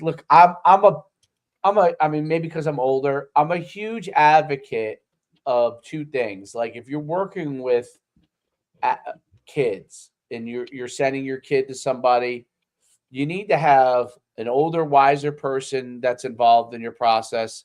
And I do understand the young person that you want, because they got a supreme amount of energy and maybe they're a trainer or whatever. I do understand that part of it, but you need to have both. And I'm not saying you have to pay both. I'm saying you need to have both of those kind of people involved in your process, because 100%. The younger person sees it from their perspective. And they can relate sometimes a little bit better with the player. You know what I'm saying? And look, we were all at one point that guy. The older person will ground you as to correct, what the situation is, because sometimes the younger person gasses you up, or and it's not their fault. It's just they're excited. It's what it is. They want to be. Yes, exactly. Both sides really help give you that balance that you need when you're going through the process. Because if you're all in on the old school guys, maybe they have a lot of values, but they could be a little out of touch with something. If you're all in on the young person, they might be a little bit hipper, know a little bit more of the newer stuff, but maybe not be as seasoned in decision making, right? So you just surround yourself with guys, I think, for the most part, that can help balance out where your weaknesses are. But at the same time, I think you have to now, understand what your weaknesses are. And sometimes as a younger coach or whatever, you don't see some of those things, but to have those other guys that could fire those things, throw it out there. Hey, you might want to think about this. Hey, we did it this way and it worked. Just that, I think the more information and the more you surround yourself with you guys that can kind of, bring your weaknesses up so that they're not weaknesses, if that makes sense. You got to be well-rounded in that. Like, if you're an offensive guy, bring in a defensive guy. If you're a defensive guy, bring in an offensive guy. Bring a guy who literally has done this at a type of school that's like this, or whatever it is. Balance it out. Like somebody who's been around the kids, or you know what I mean, can relate to it. You need a hype guy. You need all of those things factor into being successful on and off the field, right? And I think a lot of guys just come in right away and think like, hey, I got it. We're gonna, this is how we're gonna do it. And sometimes it might not be the right way. There's no doubt about it. I think that's really an important aspect to it all, and it helps you to really figure out the best way to do it, because a lot of these sports are tough. Football is really a lot easier than some of these other sports, dude. And now you're seeing it because now you're more involved in the others, right? Like you got basketball, baseball are very hard. Very hard. Stick and ball sports, right? Like that's kind of what they say. Like those are your traditional sports, right? Like it used to be forever. It was football, basketball, baseball. Well, they're harder to navigate. It's the less people involved on the team, the more teams there are in the space. Oh yes. So you're not gonna. It's just not gonna happen where there's a football team on every corner tackle wise. As far as like all-star stuff, because you need 20 plus guys to make it work, right? So it's hard to find 20 plus guys that are good, that are going to make it work. Like if there's one on every corner, that means everybody really, really stinks. Right. So, and football can get watered down very quickly. You actually do see it's already getting watered down because of it is all-star stuff. I see it in AYF. I'm like, I always say, like, I know we're good, but like, are we like beating everybody 40 points to 0 good? I mean, other than the other team that's in our town that happens to have a lot of really good players too. And so I say, like, maybe some of those towns are getting picked off, right? They get picked off, right? It's not just, it's not that they don't have good players in the town. They're going to an all-star thing or something like that. It's just right? what it is, dude. Right. So, like, which goes back to the whole thing of like, if you're a good player, they'll find you. Yes. And so then what happens is, like in baseball and basketball is super easy to start a team. Find 5 good basketball players. Because remember, football, you need 70 guys. Basketball, you need 8 and shorts and a t-shirt. Like football, I got to get helmets, pads, like the whole work. That's why flag leagues are, you know what I mean? Or flag teams, anybody can throw together those types of things. There's not much monetary that you need to go into it. Football kind of eliminates a little bit of that because it's an expensive sport. You're talking about every kid is in $600, $700 of equipment before we even start, Right. It's even talking girls flag. Like I need shorts, t-shirts, flags. What else? Let's go, Yeah, I mean, the other stuff is just on a different level. Baseball, I mean, baseball is also like again, I love that what he said, and we talk about it all the time. Like the kids gotta love it or gotta want to do it. That's the first part of it. If you're trying to force something, I get at the younger ages, like, elementary school, hey, let's get into this, let's try it, let's do this. But when you start to get into that 6th grade, 7th grade, 8th grade, and especially high school, like that whole like, and this is where I think it kind of starts to go awry is, look, I'm all for freshman year of high school. Like, hey, if you've never run track, go run track, right? Try it, whatever. Cool. Like, you know what I mean? Especially like the indoor world or, some of those things, right? Or like go try it. But understand, like, even though you're trying it, there's going to be kids that have already run track formally or go try wrestling. Like there's already going to be, that's why they have tryouts at the young, you know what I mean? As freshmen and that stuff. Go try it. You want to do it? Cool. But like, once you start to really like, hey, I want to like, don't expect that if you're just going out there with the mentality of like, hey, I'm going to try it and I'm kind of just joining something to join. Don't expect to go in there and like start and be all world and all this other things and get some of this stuff that, there are guys that like have wrestled forever or they love it. Like, and they're going in as fresh, like you're in a different kind of category. I think parents don't really understand that part of it. Like, oh, well, he tried out. Like, what does that mean? I mean, like, well, it means that he's like on the team, but it doesn't mean that he's like going to play. We don't have any guarantees for playing, right? And the kid shouldn't have that. If that's what he's expecting, well, then he should have done this 2-3 years ago when I asked him if he wanted to sign up for wrestling, and he was like, not so much. You know what I mean? Like, I think that's a little bit of like, and we've kind of embraced that of like, hey, come on, just join, be a part of something, be on the team, and you'll get a trophy or whatever. And if you're cool with that, then that's cool. Come be a part of it. But if you're like looking to do something or actually like use it to go next level or any of that stuff, like your mentality at the bare minimum, you have to want it and love doing more of the extra. Maybe it's not even, I don't even know if it's extra anymore.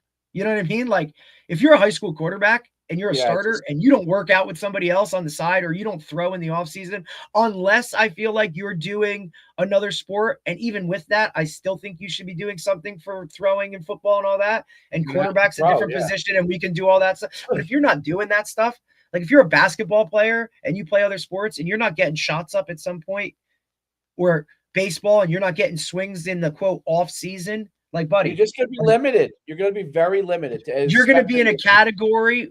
And remember, just because that's your path doesn't mean that your expectation or the standard changes for the team, right? Like that's where it's at. And if you have to figure out your own path, your own way. What did he say? What did Coach Gam say? Like everybody's running their own race. Like, absolutely. Like, stop comparing. I know it's hard in the social media world. Stop comparing everything to this or that, or a category that you're not even in. How can you compare your exit velocity on a hit? Like, right. You're compared to Aaron Judge. Like, understand what lane you're in, or what race what time you're running your race. Understand some of that stuff. Worry about if the focus was always on you and just you improving, right? Like, look, I got my OVR numbers. How do we get better from this? Don't worry about anybody else's OVR numbers. Worry about your OVR numbers, right? Let's do that. Let's compare. Let's get better ourselves.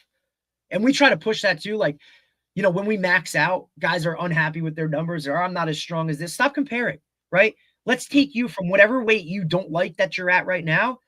And at the end of this 7-week cycle, how much did you improve? Where did we go to? And then we'll go from there. Your broad jump is something you don't like right now. Well, let's do everything in time until we test it again. And now let's see where you're going.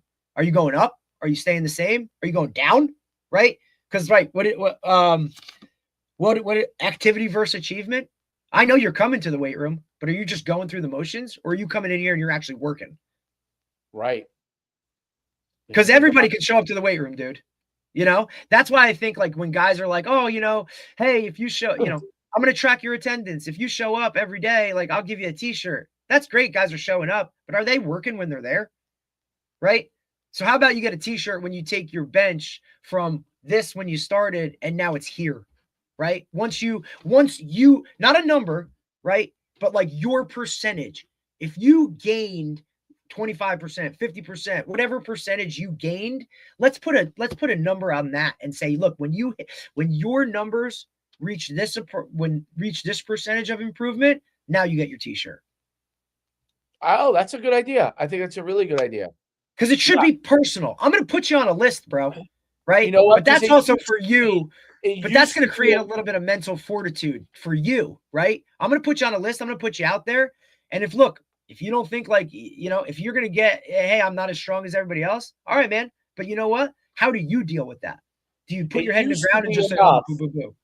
It used to be enough to take attendance and kids that were there and give something for the top people attending. But you're right. I think you're right.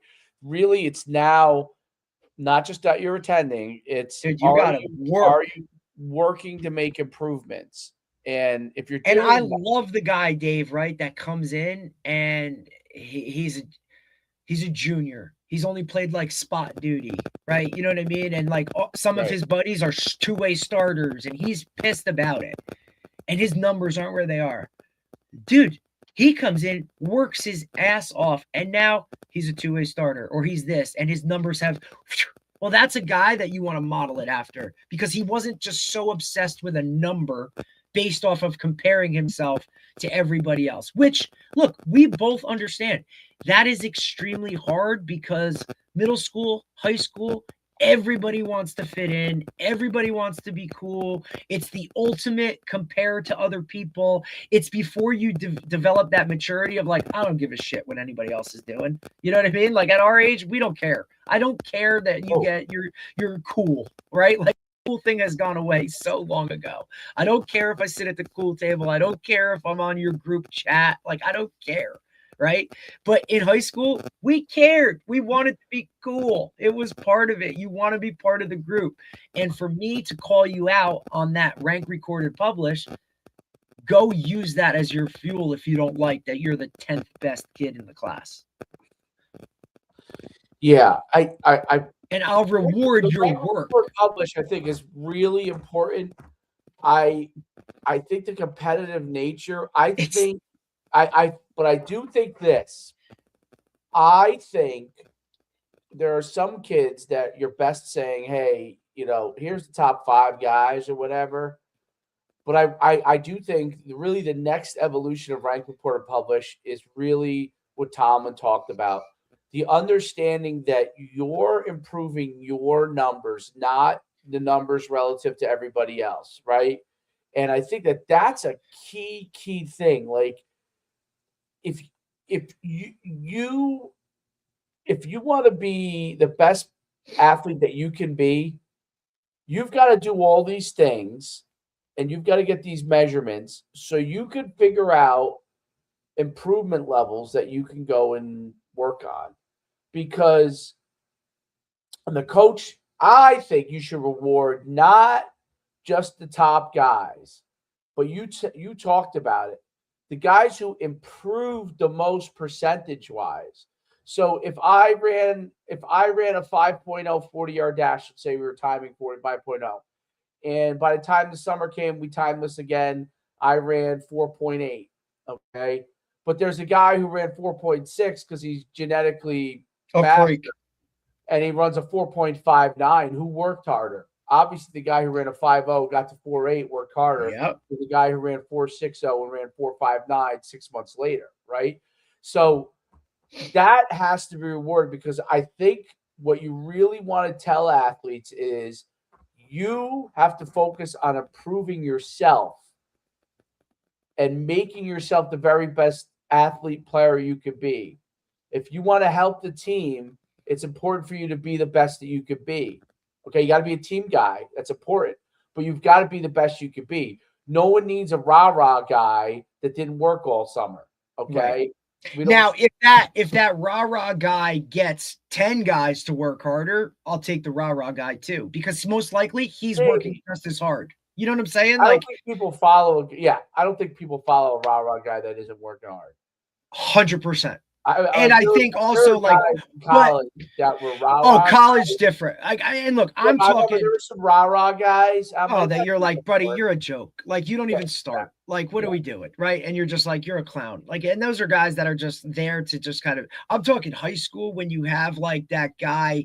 I don't know. There's just like a glue guy or a team guy, or like he's literally only been a special teams guy, but he gets those other guys. Like, I don't know. Just there's always that guy on a high school team, and sometimes it's really, unless you're plugged into the team itself, you don't really know what guy that is. You know what I'm saying? Like, it's really different, but he might not be the best player on the field, but he just keeps guys together. Or when shit goes awry within the team itself, he's the one that settles everything down, keeps everybody like as teammates. You know what I'm saying? Like in high school, I think you see it way more because they've grown up together and they've been buddies, or for the most part, you know what I'm saying? Like college, we all know that a locker room makeup in college is way different than a locker room makeup in high school. Like, especially now, again, Greg Olson just said it, and Kurt Herbstreit had just said it, that, ultimate teams where guys are put together are two of like the teams that you're seeing in the finals right now, like Signetti's team at Indiana, Miami's team with Cristobal, in a time where it's really hard to keep the team aspect as the main thing. Those two guys have done that with those teams, and now you see them in a national championship. Like, I just think that aspect of it right now with NIL, with social media, with the transfer portal is a really, really hard thing. Everyone's accusing Signetti of that you see all this stuff. They're accusing them of cheating and all these things all over Twitter. Again, what is always that, Dave? Every time somebody's look what happened when you look at Palisades Park. Everybody wants to piss on somebody's parade when they get good. Yes, but here's what they're doing, because I've talked to a lot of coaches, okay, college coaches especially. They're beginning to dabble in AI, meaning that some guy over here will put his stuff in ChatGPT, but the way Cignetti strikes me is that he's old school but on the cutting edge. Okay, the best of both worlds, right? 100%, dude. So he's a guy that's looking for edges, and so he believes in hard work and all those kind of things, but he doesn't believe in keeping you there all day. And if he's an efficiency guy, you better believe that he's been looking at it long before I have, okay? And has been running stuff through systems that give him better information, okay? And it's not, the systems that currently we have in football for college and high school. They are not good AI systems. Hell no. Because nobody knows how to do it, Dave. Well, my thing is, if you get a Cignetti who strikes me as an efficiency, an innovator who's looking to get more out of the time, if I were to pull back the beast, he's not going to. Nope. And you know how college coaches are. They're not going to say it until 5 years down the line. Nope. Everybody's using it. And he'll say, "Oh, I was using that 10 years ago." Right.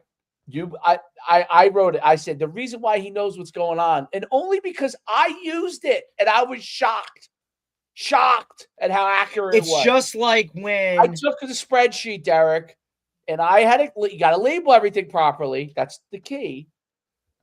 Dude, I'm telling you, it told me what was coming. Now, you still have to stop it, right?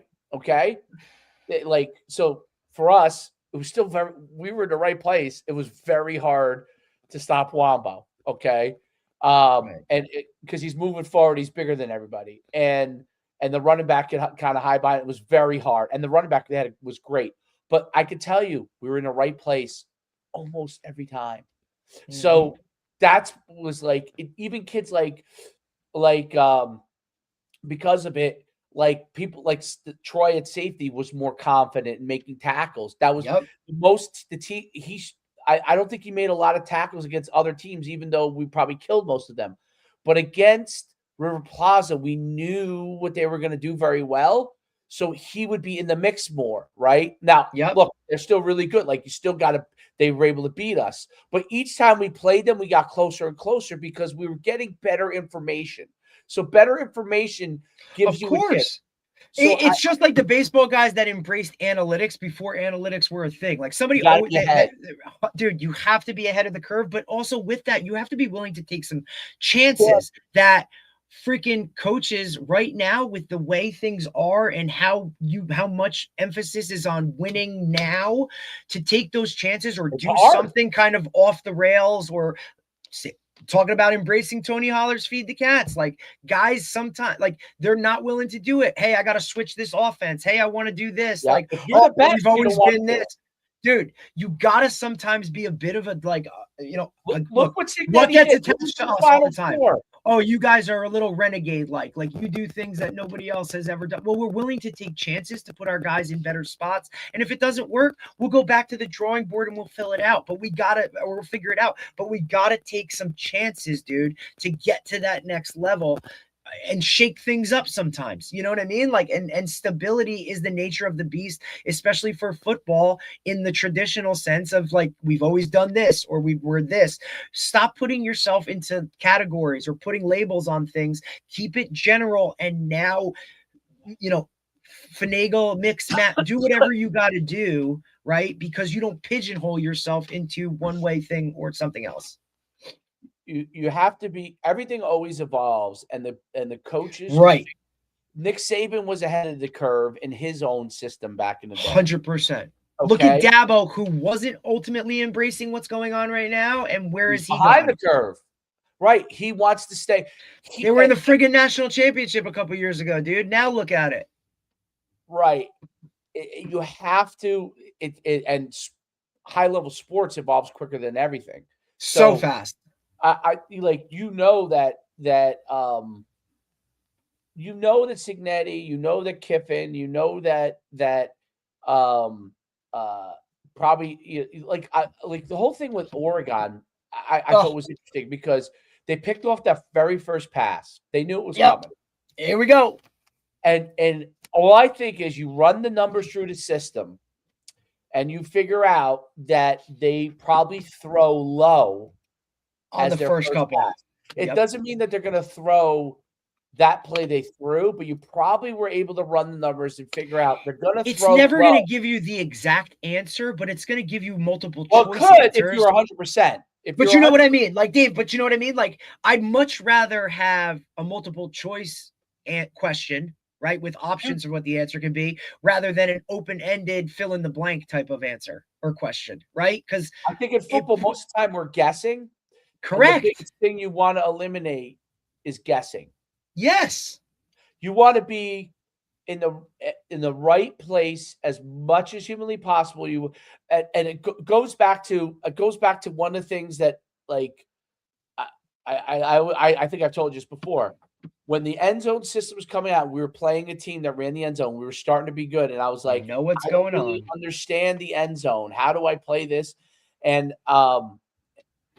I hired the end zone guys to run a clinic, and I sent my kids to it. And we go and we play Becton, and I'm telling you, here it is. Becton called out exactly how end zone calls it. They obviously our guys. People were like, "What the hell's going on?" Our guys were sprinting, picking off passes. Yep. And so, would you say, "Hey, did we get a cheat code?" That was the cheat code, dude. That's the cheat code. We knew your calls. Right. And that's on you for not thinking that we were, whatever, to like understand that. We ran the clinic. I paid $1,000 to buy the manual. They happened to run it exactly as You're like, and guess what? It got me a win. We were up 40 points so quick, or 30-something points so quick. It was mind-blowing. The kids were coming off the field like, Coach, I can't believe this is actually happening. I can't believe that we know every play that's coming. And they're so smart awesome. now. Listen, you have kids that aren't that smart. We just tell them to play. Right. But the 2 or 3 kids that are smart and good players that you always have, what is going they're on? Flying around, picking off balls. I mean, hitting the quarterback. It's a lot of fun, man. It's a lot of fun. Yeah, that's how I realized you had to play man-to-man against. People always ask how you play end zone system. I'm like, if you have better athletes, then play man-to-man. Yeah, because you can do it.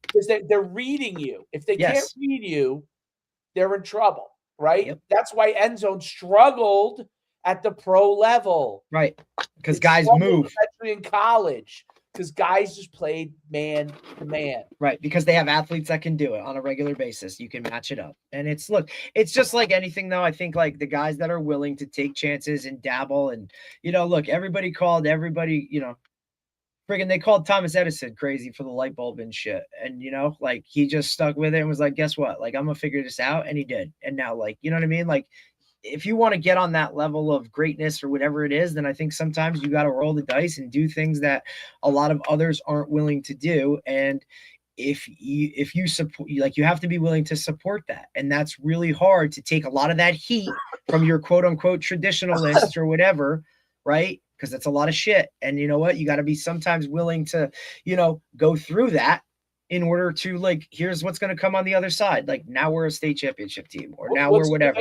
Baseball is working out, okay? Training for strength, speed, and quickness. That is the differentiator in baseball, because all the good baseball players are obviously going and training for baseball. 100%. When we talked to the guy from Miami, and he said the way they were training, right? And it's like, yeah, like, okay. And now you understand it. And then you talk to, we just talked to coach. Look, man, we take less time at practice a couple of days to go get recovery, to go get strength, to go lift. You never talked to a baseball coach who talked about the weight room. Like, this stuff is pivotal with the abilities that you have now, and for kids that are, you know what I mean? Like, again, sometimes you have to switch things up and change things. Like, there's one thing about going out to the field and taking swings and doing all that stuff daily, but to switch it up and be like, hey, we gotta get a lift today. That helps their mental side of like, oh, we're doing something different. Like, boom, monotony and the same thing over and over, for as many perks as it has, it also at some point starts to take away from the overall grand scheme.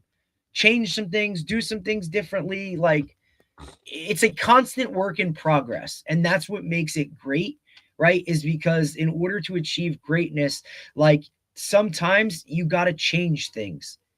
It's just how it works, because the nature of the beast is the sport itself changes.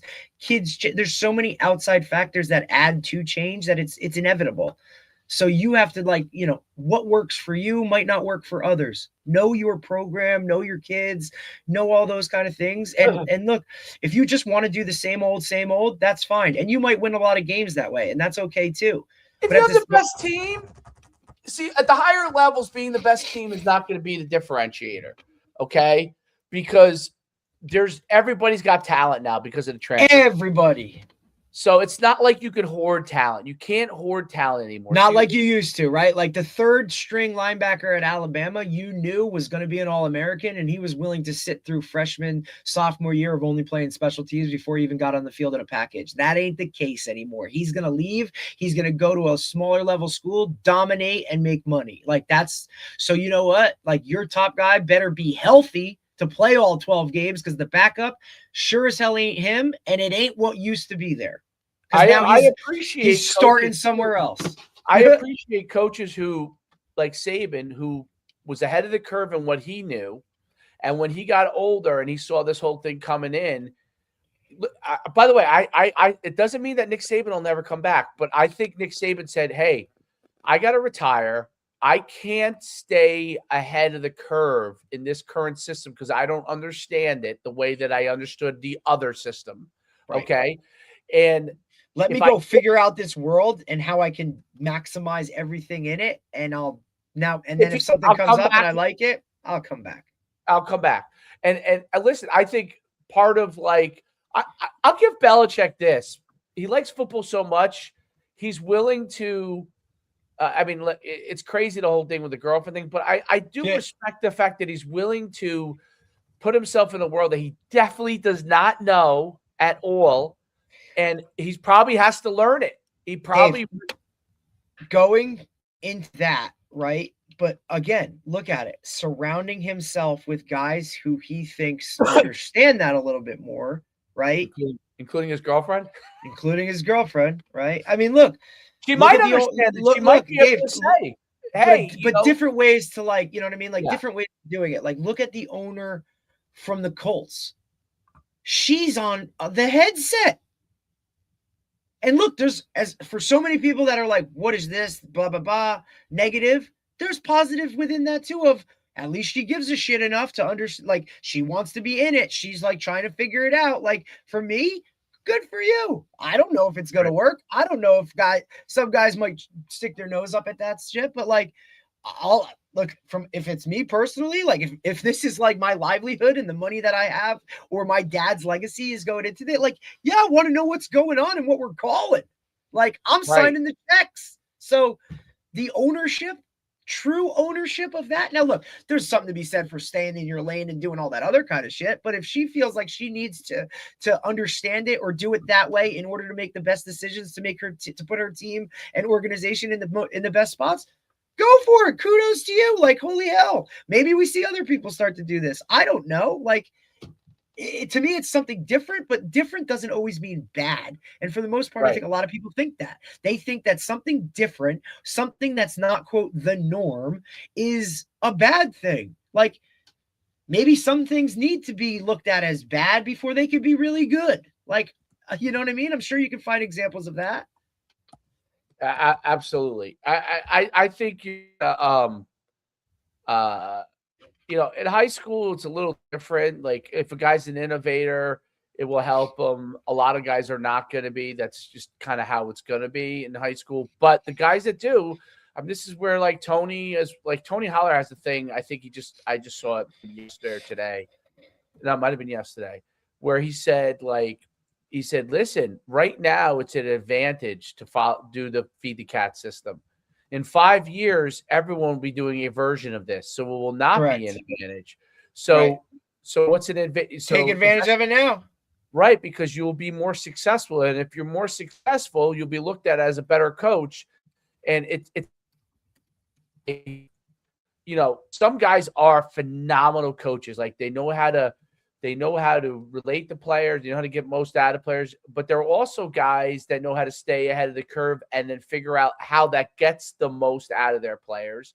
And you have to know who you are, what your personality is, and take advantage of the opportunities, because that ultimately gives you a chance for success. And if you're a coach, that is like, listen, I always thought COVID was a monumental disadvantage for my coaching style, because I relied always on the summer and being able to work out the kinks. So I was ahead of the curve as far as system wise on everybody else. Right. And I would be able to then have them know it cold. And I always thought it was hard because we had no practice, and you kind of like relying on your athletes to be athletes and try to pare down the system.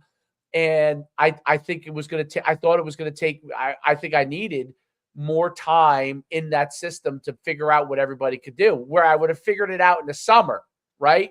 I would have been able to figure it out in the summer. That's who I am as a coach. Okay. Right. So for me as a coach, that's usually what I need. And I need to be, because once I know this, what my players can do, then I can construct the system.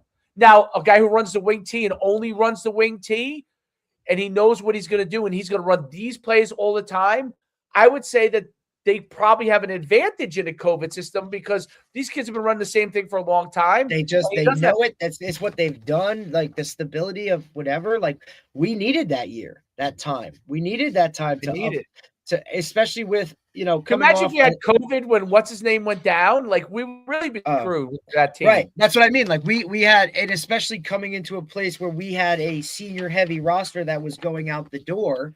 Right. Like we needed to get those younger guys ready to go and have them prepare and do that quote unquote extra stuff of, installing this or running this or doing this. Like they needed those extra reps and that time to develop. Correct. We were going to be young irregardless of if we had time or not. So we were already quote unquote behind the 8 ball. We only had a few seniors, I think, in that group. 100. Yeah, in that group that was coming up, absolutely. The group after Chambo group, the COVID. Right, yeah. No, Chambo's group, like that's an anomaly where you go in, you take over the kids, the senior heavy class embraces it, but they embrace it and go with it and are like, this is awesome, right? And then you have some success because, look, I've been a part of that twice. My first year coaching, we took over a senior heavy roster at Passaic Valley and ended up in the state finals, right? And it was like, oh man, this is going to be every year, and this is what. Now, all of a sudden, you kind of got to reset it with, only 2 or 3 main guys returning. And look, it just isn't the same. And now, well, why aren't they winning or why this? But there's a lot that goes into that. You know what I'm saying? So I've been a part of that a couple of times where you kind of got to let, sometimes that early success or that initial success of, that creates now an expectation to people outside the building. And that's the standard, but it doesn't just happen with the snap. You know what I mean? Like you got to work for it. It takes time. So that in itself was a big, thing that we had to kind of overcome and whatever. And ultimately it was what it was. But, I think for coaches now, the stability aspect of it is great. And you need that within a program, but it is really hard. Talk about retention of players, coaches. No team is ever the same exactly. Even if you keep the same staff and a lot of the same players, like year to year is always going to be different.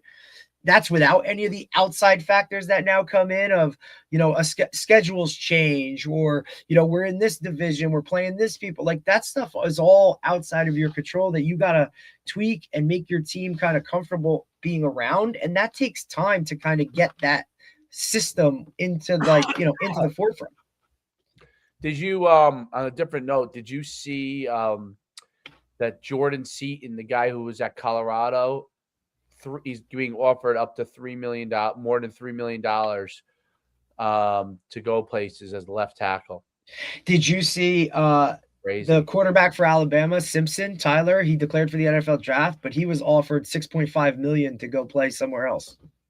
I saw that. He ain't making $6.5 million as a first round draft pick. Sorry, buddy. if I were him, I would stay the extra year. I think you're going to see that more. I mean, why not? Or you're going to see Carson Beck like situations where guys are going to leave after that good sophomore junior year to just maybe go get more money.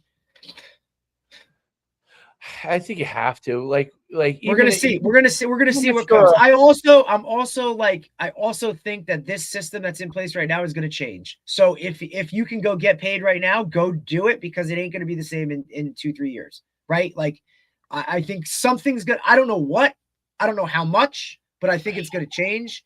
Because I just don't think this is sustainable. This is insanity right now of like who's getting paid what. Did you see the kid Jalen Matthews from Toms River North is now going to another school? Oh, he left. Wait, this is his fourth school. So originally committed to Penn State verbally, never went to Rutgers, left. Then he was at Florida State for this season. Now he's in the portal again, and he just signed with Mississippi State. Fourth school, and he's just finished his freshman year. That's wild. Good for him, I guess. I don't know. Yeah, I mean, it's one of these things. The only way you can solve it is collective bargaining. Okay. Yes. And you think like salary cap stuff? And limitations. And the issue you may have is that, so if you're at a school, you're Georgia. So if you do collective bargaining, okay, the NFL, the players get, let's say, 52% of the income or whatever it is. I was just going to say, like, explain that. So collective bargaining for the most part, but collective bargaining is it's based off of how much the team takes in. Yeah. So let's say a team takes in $1. Okay. I can't remember if it's 50, maybe the players get 48 and the team gets 52. I can't remember what it was because it's going back to when I was an agent, but it's something like that. Okay. So if they're getting 48 cents and a team's getting 52 cents, right now, if Georgia has $1, okay, right now they're probably keeping 90 cents and the player's probably keeping 10, maybe less. You feeling okay, bud? Just keep laying down. Oh, buddy, that's brutal. I feel for you. Oh, he's got a bad stomach bug. Oh, I'll come up in a few minutes. And listen, we both know throwing up is like the worst thing possible. Oh, it's the worst. I feel terrible today. I don't know. I think what he has, but I have a headache and everything. It's dude, you need to like, you know what I mean? Like this is one of those days of you need to like literally just like overhaul the vitamin C in the system and I did already. Lay low, bro, and you know what I mean? Like just hope for the best because it's inevitable. Like once it's in that house, oh boy, you know, like oh shit. But but yeah, so that's the issue for the teams, okay? So and I don't know what the exact number is, but let's say it's 90-10. It's probably higher than that, but let's say it's 90-10. So even though they're paying out millions of dollars, they're making hundreds of millions of dollars. Right. Okay. So for the university to say, I'm going to give 50% of that to the players, or let's say they decide to give 30% to the players at the school, you're giving out 2 or 3-fold more to the players. So they may not want to do that. That honestly, they may not want to do it. They may say we have all these different expenses with the university and blah, blah, blah, blah for us to do it. But once collective bargaining comes in, you're giving that out. So they may not be as profitable and may feel like they won't even have football if that's the case. And I'm not talking about Georgia. I'm talking about like South Florida, you know, UConn. You know what I'm saying? Yeah. But right now, let's use UConn as an example. If UConn's paying out $5-6 million to players, and they're still taking in, maybe they're not taking in like, you know, a couple $100 million like the big schools, but let's say they're taking in $20 million. They're still getting the overwhelming amount of money, and they can sustain their program. But if collective bargaining comes in, they probably, a lot of these places would not be able to sustain outside of the 40 or 50 big schools. So the question would then become, do those schools want to go down a level? You know what I'm saying? They did someone posted the other day something of that nature, like, hey, here's the 10 schools that should drop to FCS in order to like better their program in the long run, right? It was like, Temple and whoever, some of these low level power whatever teams, and I think that, like, nobody ever wants to go back, but like, better than anybody, like sometimes you got to go back to go forward, right? Like you might jump down to a JV team in order, and then 2 years later you're in the state finals. Like there's, what I mean? Like it is student enrollment. Okay. So that's the bigger issue. If you're Temple and your football program is not Division I, students do not want to go to your school as much. Like people can say whatever they want, but sports at these big schools, it drives enrollment. Okay, I'm not talking about Ivy League or any of those kind of places, but you bet your bottom dollar if the Ivy League was the best in football, it would drive enrollment if they wanted to. They just don't want to. They keep it exclusive. But like these big universities, like let's take South Florida. They're good this year, really good this year, but they've been bad too. South Florida, definitely people will enroll there because it's not like it's this a phenomenal academic institution. They have sports. They have something to go to.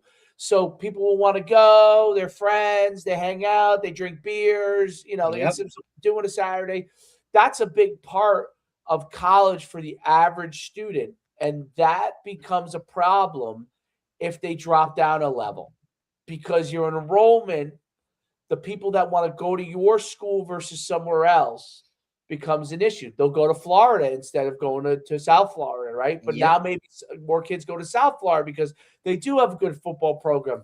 And you know what? I really wanted to go there, but if they didn't have a football program, I would just go to Florida. And maybe I don't get into Florida now. So maybe where do I go? So it's this whole kind of like weird conundrum for these group of 5 schools. Enrollment is an issue for some of them.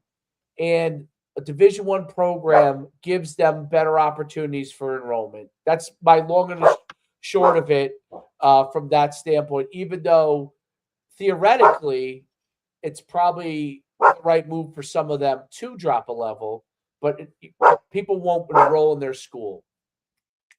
And that's the hard part. That's what makes college tricky. So like everybody has these solutions. What makes it really tricky is the legal aspect and who gives up their money, who's willing to give up the money, and who's going to enroll in their school. Because an NFL team is in a city, or a major league team is in a city. They have a stadium. People are coming to them because they are professional athletes. They are the best. So you're going to go watch. If the best is good, especially if they're a good team, they will watch. You're going to go watch those teams, right? But in college, it's a different draw. It's a different draw for these state universities, and athletics happens to be a big part of it. The professors can say whatever they want, but that's not how it is, right? Like even Rutgers, right? They probably use Rutgers as an example in those things. Even Rutgers, kids may not go to all the games, but they like going to Rutgers because there are those things going on, right? So, because otherwise why would you go to Rutgers? It's in the middle of New Brunswick. Like, what's the appeal if they don't have big time sports? Like, absolutely. And listen, the kids who are super smart kids, I don't know, a kid who wants to be a pharmacist is going there for pharmacy. You know what? He chooses Rutgers for pharmacy, which is a great pharmacy school, over another school that is just pharmacy focused because they have sports. So there's a school in Philadelphia that's like a pharmacy school. I can't think of the name. It doesn't have sports or anything. Like if you want to be a great pharmacist, you go there. But maybe Rutgers gets some of those kids because they have sports. They have a more of a life. Whereas the kids who go to this pharmacy focused school, they're there to be pharmacists, but they don't get all the other fringe benefits of a school like Rutgers. So I think that's the overall issue. And honestly, I don't know what the answer. That's a hard problem. It's above my pay grade.